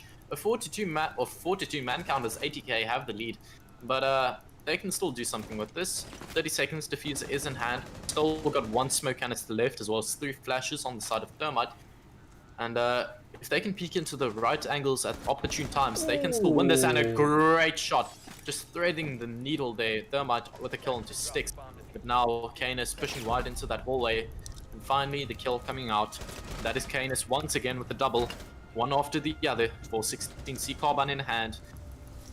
Gets the gridlock, gets the Thermite, and that's an easy lockout for ATK. Yeah, you can thread the needle, but ultimately, if you're getting peaked, you're getting peaked. That's the end of that. It's going to be 4-4, ATK equalizing that out. Moving towards the end of this map, we're getting closer and closer. And yeah, I'm waiting to see who pulls ahead. Is it ATK? Is it Frantic 6? We are going to see. The Titans continue to clash here. And apparently we're getting information here. Thanks so much, James, in the chat there, letting us know it was the Valkyrie C4 that did all that explosive damage there. Took out the Thermite charge and took Lulu down very, very much. So that was a really great C4 coming out there from Valkyrie. So yeah, we're going to be moving into round 9, and we're seeing the Valkyrie, Doc, Jaeger, Maestro, and Wamai getting picked up here for ATK. Pretty standard, normal stuff here for everyone. It's basically just coming down to the gameplay now. Operator lineup, strats be damned. Everything's the same. Now we're just waiting for the variation in gunplay.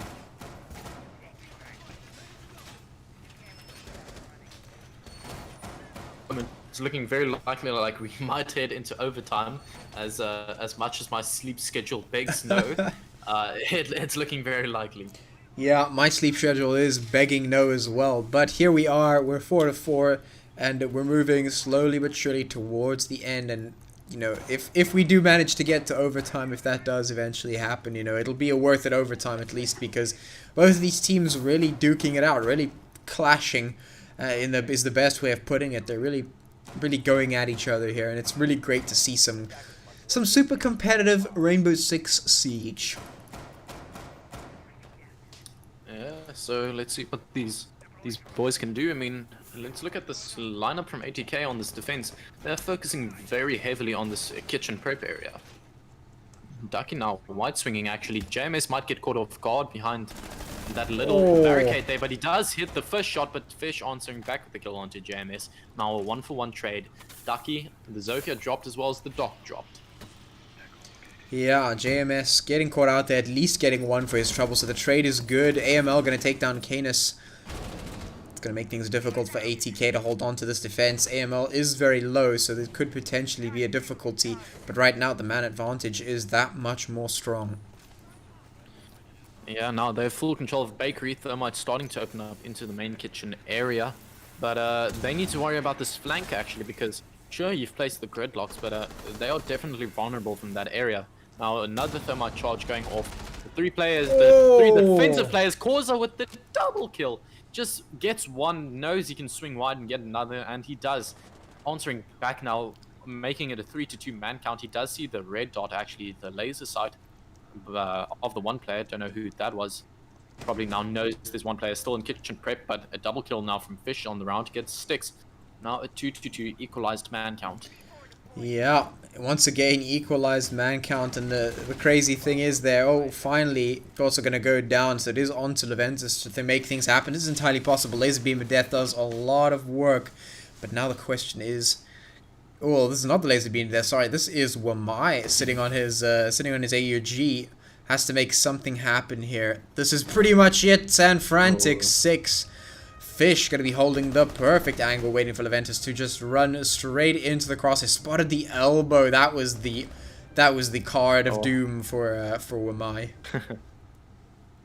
Yeah, Frantic 6. They were just so set on one push, and they executed it so well that it didn't really matter that it didn't deviate from it. Like, they pushed Bakery, then they pushed Prep, and they took control of Kitchen. It was that simple. It was 1, then 2, then 3. bomb planted, we win. Yeah, ultimately they took the necessary sacrifices to make it into the kitchen area, and then despite the fact that it was 2v2, like you said, once they got onto kitchen, that was pretty much it. They just had to sit there and wait for the rest of the squad to push into their crosshairs, and that's exactly what happened. So we're going to move into the next round here for Frantic 6 having taken that round for themselves, leaving us in a 4-5 scoreline. And let's see ATK if they can bring this one back once again and equalize it. And yeah, it looks like we're getting closer and closer to that fabled overtime. Yeah. So Frantic 6, if they can lock this out, they will be the first team to win in a best of 3 as well over ATK. But let's see what they can do with this, because at the moment ATK still have a lot to play around with. Looking at the operator lineup now, looks like essentially the same, if I'm not mistaken. Yeah, pretty much exactly the same. Not really seeing any deviation in that, and that's really talking about the what we were saying earlier, where these teams, they're not really adjusting their lineups anymore because they've kind of fallen into a place where they like what they've got, they like where they are. So it really comes down to the shift in gameplay. How do they prep the site? How do they respond to the preps on the site? How do they play around everything that's going on the map? That's really what it comes down to at the end of the day. They're not shifting up their operator lineups. That's kind of static now. They've found the spot that they need to be in. Now it's just gameplay. Yeah, well, let's see what they can do, because these attackers, they definitely have some momentum going for them. They've taken the previous one off of essentially gunfights, but Dark just saying no, knowing the play of Ducky has entered, but still AML answering back with the kill onto Canis. Dark is getting droned out in this bakery area behind these cupcake holes. Does decide to back off now and actually reinforces the wall. This is a pretty strange one. Well, I mean, if you know that they're sitting there and you don't want to challenge them, just block them off. Don't let them come through the hole you made, and just reinforce the wall. Make sure they can't come through there, and back off. Easy peasy. Yeah, he does escape with his life, trading off with the Zofia. That's a pretty important one to get off early. But yeah, they still have a lot to work with here. 1 minute 50 left on the board. Most of the time is still left there, so let's see what they can do with this. Yeah, right now equal man count as Frantic 6 make their way in towards the site. Gridlock going to be tossing out those mines there to make sure that the rotate's going to be that much more difficult for ATK. Ooh. Look at this hold though. If Wamai peeks over that, he will get the kill. That's just a given. He definitely has the advantage in this gunplay. But Valkyrie just swings wide, and that's exactly what I was talking about. You have so much information on the other player, and he just doesn't know when you're gonna peek. So peek at a time when he's not gonna be ready. He does get the kill into the IQ, and now with 43 man count, Frantic 6 is starting to push into this prep room area. Ooh, are they ready for the close peek? They're absolutely not. The Doc gonna swing wide, take him out. It's down to Figure and Lulu to try and make things happen here. They're the last two left alive for Frantic 6. The time ticks down. 55 seconds left on the clock. And now something has to happen here. It is gonna be the Gridlock trying to make... Oh, sorry, the Gridlock and the Thatcher trying to make something happen. There goes Figure. It takes down JMS. And now it's 2v2, 39 seconds left on the clock. Figure takes down Leventus, and now what was looking so good for ATK has fallen away. They take him down. Of course, they're able to get the frag. They know exactly where one another is, or are sitting wherever. They know where each other is. Can they get the kills? That's the question. Prepositions are not very important when it comes down to a 1v1. Let's just see what's going to happen. The diffuser is picked up. Heading into prep room now. Looks like Thatcher will rotate around, but Valkyrie seemingly has pings galore on him. Knows he's going to rotate. Now 8 seconds on the clock. He knows he has to go for this plant. He's going to play time on this, and this is a great play. But no, peeks out at the most inopportune moment possible. Figure gets the final kill, just nailing that one bullet through the Valkyrie. So unfortunate. You can just hear my brain melting at this stage.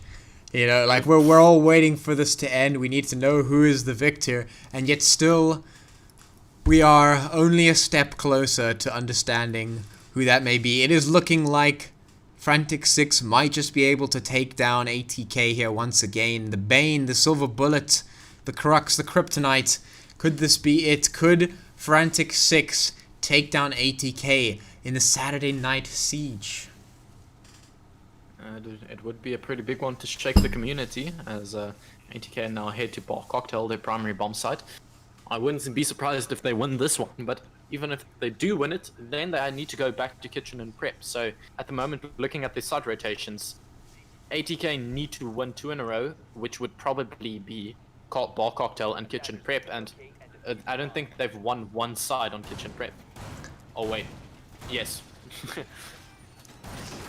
Yeah, so it's going to be ATK. They're going to be picking themselves up that 3rd floor defense up here, and it's going to be Frantic 6 to do what they have been doing. Now, I think we've seen some pretty okay success up here on the 3rd floor for ATK, so they're hoping to tap into that one and bring themselves back into this. If Frantic 6 win this one, they win the entire tournament right now. The Saturday Night Siege will conclude with their victory, but if ATK win this one, they give themselves another chance to keep themselves in the map and take us to overtime. Do we want to see that? I don't know. My sleep schedule says no. My sleep schedule says win and let us go to sleep.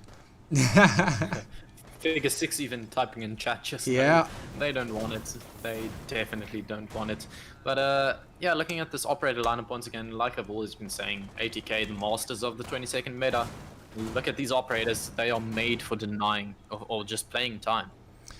Yeah, I mean, this is it. You know, we have the smoke, you've got the Jaeger, you've got the Maestro, you've got the Legion. They want to just stall out the rushes, make sure you're spotted out when you're running down a hallway. You're getting Legion trapped, you're getting Maestro zapped, you're getting smoked off of your places, and when you try and flush them out, your ADS is there to take all your utility away, and then of course all that information is being gathered by the Valkyrie. So that is literally what they're trying to do here. On the other side, Frantic 6, they're just trying to do what they've always been doing, getting onto that site, making sure they're winning the fights, and ultimately taking that W. And if they can execute well on this, they definitely have the W, because one fault from ATK, one round dropped by them now, and Frantic 6 take it. They are on match point. They can lock this out right now. So, looking to take control of Red Stairs, they are definitely cautious. They know they're on match point. They want to win this. They want to lock it out now. So, starting to open up into that Cigar Lounge area from top of Red. Your checklist, that is the first 2 items off. Now they need to start pressuring onto site. Yeah, take Red Stairs, done and dusted, achievement get. Now it's time to move on to the next step, and can that step be done? So they're moving in. Ooh, bit of damage going on into Fish. I say a bit of damage, that's a lot of damage down into Fish. Meanwhile, also going to get taken down by AML. So that's going to be a very big player taken off the board there, and Fish, such low HP, is going to make things difficult for when he pushes in, but at least for now, Frantic 6 with the man advantage. They could potentially push this one. Yeah, I mean, Fish is low, but you've still got the man advantage. I think he actually saw the barrel of the smoke. Indeed he did. He now knows the smoke is playing that close. So, you know, at least where one of the operators are, three other ones on the board, as Canis actually does get a kill to still AML. Unfortunate there, but let's see what happens with the rest of this 30 seconds. Oh, that was a brilliant shot there. The smoke just playing that one. That shotgun mechanics from JMS is just absolutely brilliant there, making things very, very difficult. Lulu is getting that diffuser down. Actually being pushed straight off the angle. They're forced into the line of fire, getting taken down immediately. It's Ducky and Fish. Fish on such low HP that it's basically just Ducky. Can this happen? That is the question. There's the headshot. This is becoming more and more likely as time goes on, but there goes the Zofia. Bomb diffuser is dropped. Fish with like 5 HP has to win this all by himself. Basically impossible. ATK. They're going to take round 11. So, Jaeger with a great play. I've got to give it to him. He killed the Zofia from down below, opening up those floor panels down below on the default plant spot. Really high IQ from ATK there to know it might come down to it. Literally just making sure in each and every scenario they have a chance to win it. So really well done to them taking that round, and they are one off from pushing us into overtime.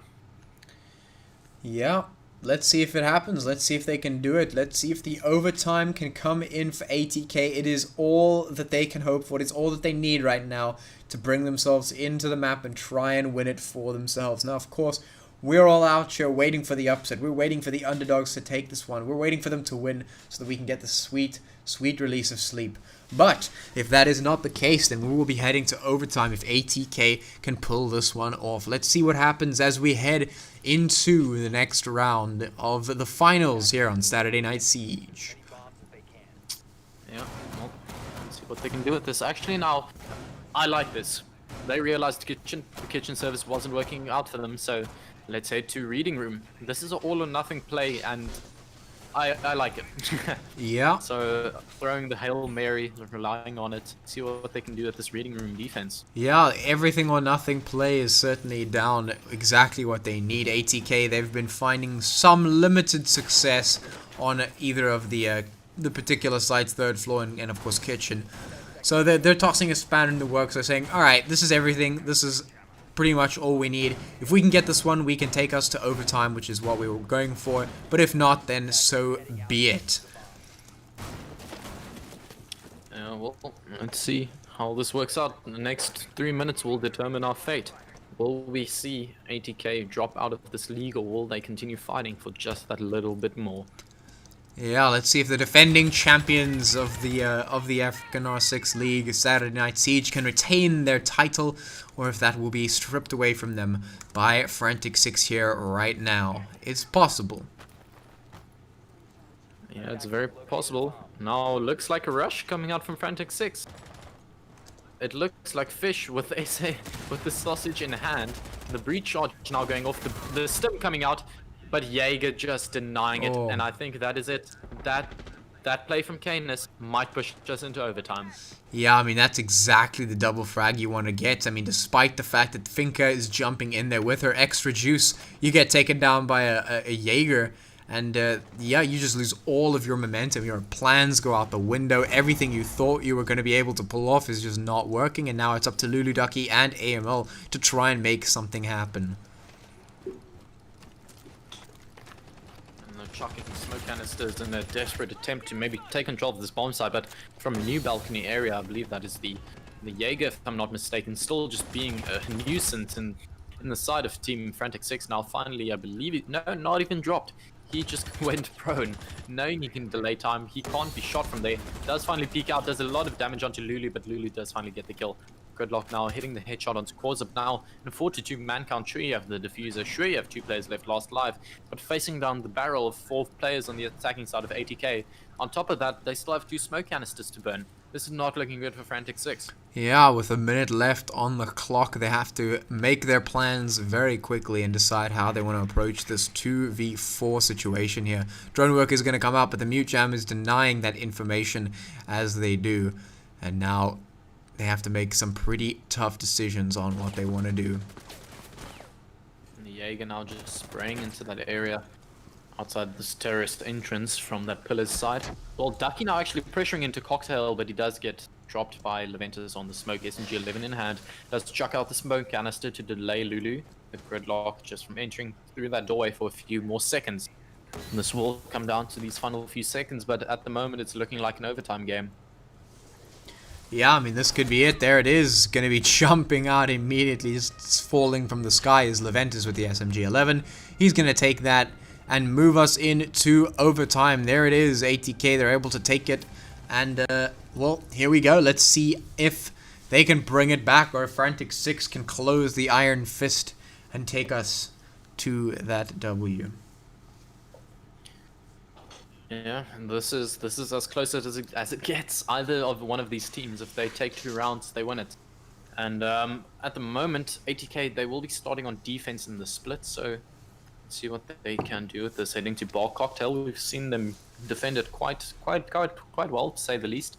So I'm hopeful for both of these teams.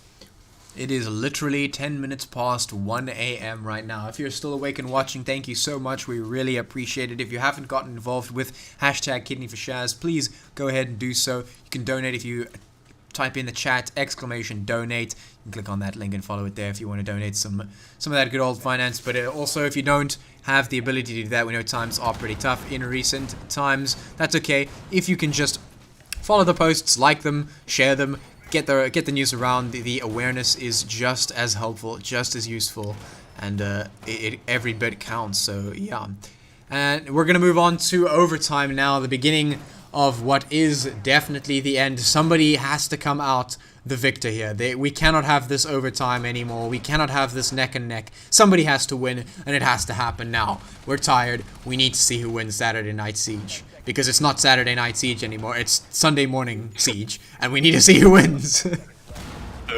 Oh, the saga continues even though the name is not apt anymore. It's still a great tournament, so let's see who finally does pull out ahead. I mean, this has just been blow for blow. We saw Frantic 6 take the first map in a landslide, then ATK answering back, taking it in somewhat of a landslide, but now coming down to Cafe, this has just been neck and neck all the way, now pushing us to overtime. ATK starting on defense, going for that bar cocktail hold. The operator lineup looks poised to just delay time, and well, that's what they've been doing on the defensive side thus far. Let's see what they can do with this though. Yeah, well, we are going to be seeing that third floor coming out once again, and you know, you always have to wonder about that. The success has been neither here nor there. You know, we got some dubs, we got some losses, so this could really be just a toss-up. We don't really know who's going to come out on top here, and you know, these teams have just been able to fight each other so well that it really does bring into question who is going to be able to come out in the end. You know, usually at this stage in the game we'd be making an argument saying, well, ATK, they've got the experience, they've got the power, they've got everything that they need to have in the kit to be able to win this one. But Frantic 6, time and time again, they've shown us that they can fire back, they can challenge, they can actually step up to the plate and give ATK quite the run for their money. And I mean, that's exactly what we're seeing here. We're seeing ATK pushed into the corner, and they have to make this one out. They've run the gauntlet to make it to overtime, but now they have to push out and finish this one all the way to the end. Is it going to be enough? No. Smoke not going to be able to get the spicy shotgun kills. IQ going to be taken down though. It is a 4v4 as stuff starts to get spicy. Yeah, this is really where it comes down to the last minute. You need to start clearing out this utility. You need to start clearing out these players. The kills will have to fall either way within the next minute. One player currently situated on Skylight as well as the Valkyrie on that top white stairs.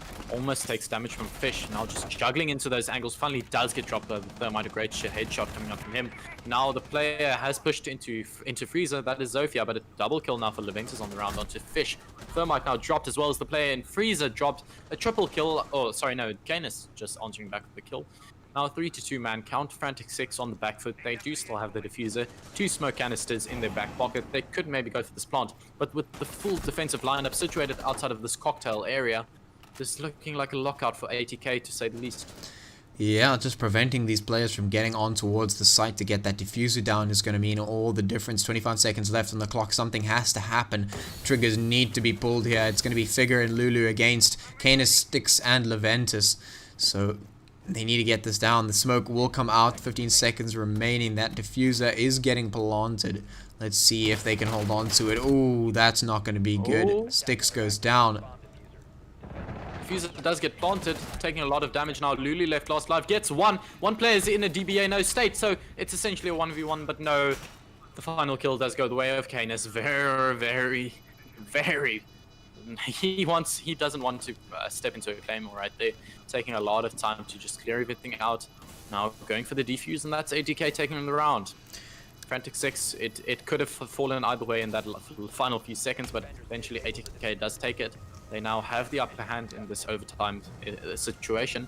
Frantic 6 need to win 2 in a row if they want any chance at winning this. Yeah, and this is it. This is it. If ATK manage to win this one, this round right here, they will be defending their title as the Saturday Night Siege champs. But now it's up to Frantic 6 to try and claw their way back into this one by getting themselves around and bringing us to that final decider. Who is going to go home with the victory? We're all waiting for it. We want to know who it's going to be. Is ATK going to stomp again and take the W? Or is Frantic 6 going to be able to shake the Giants from their perch and give us a bit of that spicy play?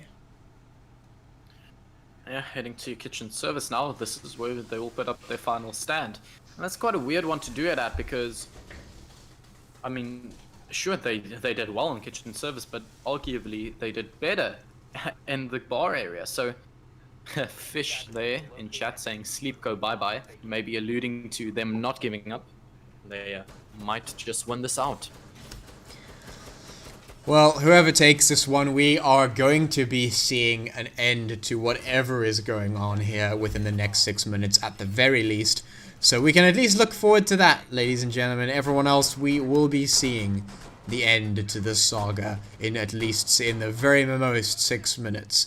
It could end right now if ATK win it, but if it doesn't, then we'll be definitely seeing the end in 6 minutes. So cool, we can all we can all cross our fingers for that one.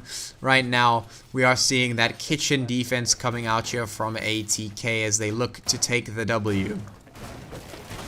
Yeah, you know that state where you feel fine and then all of a sudden your eyes just don't want to open. Yeah. I just hit that and I'm worried. Yeah, you're getting there. I know it's that feeling is difficult. You have to push past it if you want to stay awake. But do we really want to stay awake? I don't know. I kind of want my sleep. I gotta get up early tomorrow morning. I got stuff to do, and I'm gonna be up late tomorrow again. So I need my sleep. The laughter of someone knowing they're kind of screwed. I love it.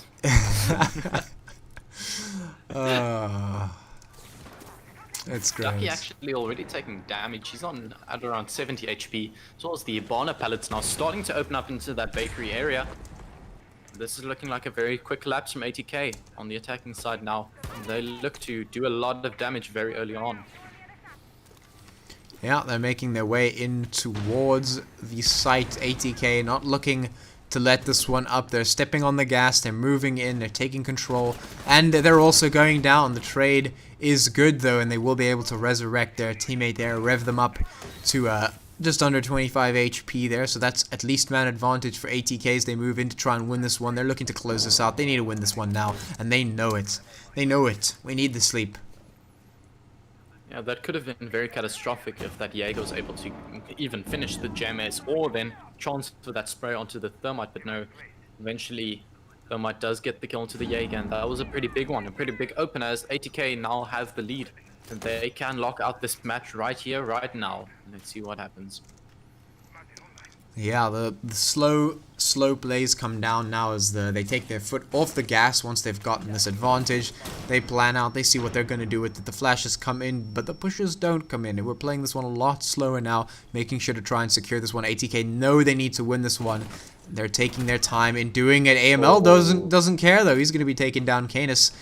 And, well, JMS is going to be firing back, taking down Lulu. It's a 3v4 now. Frantic 6 on the back foot. ATK that much closer to winning this one. They just need a couple more to get us over that finish line. Is it going to be enough?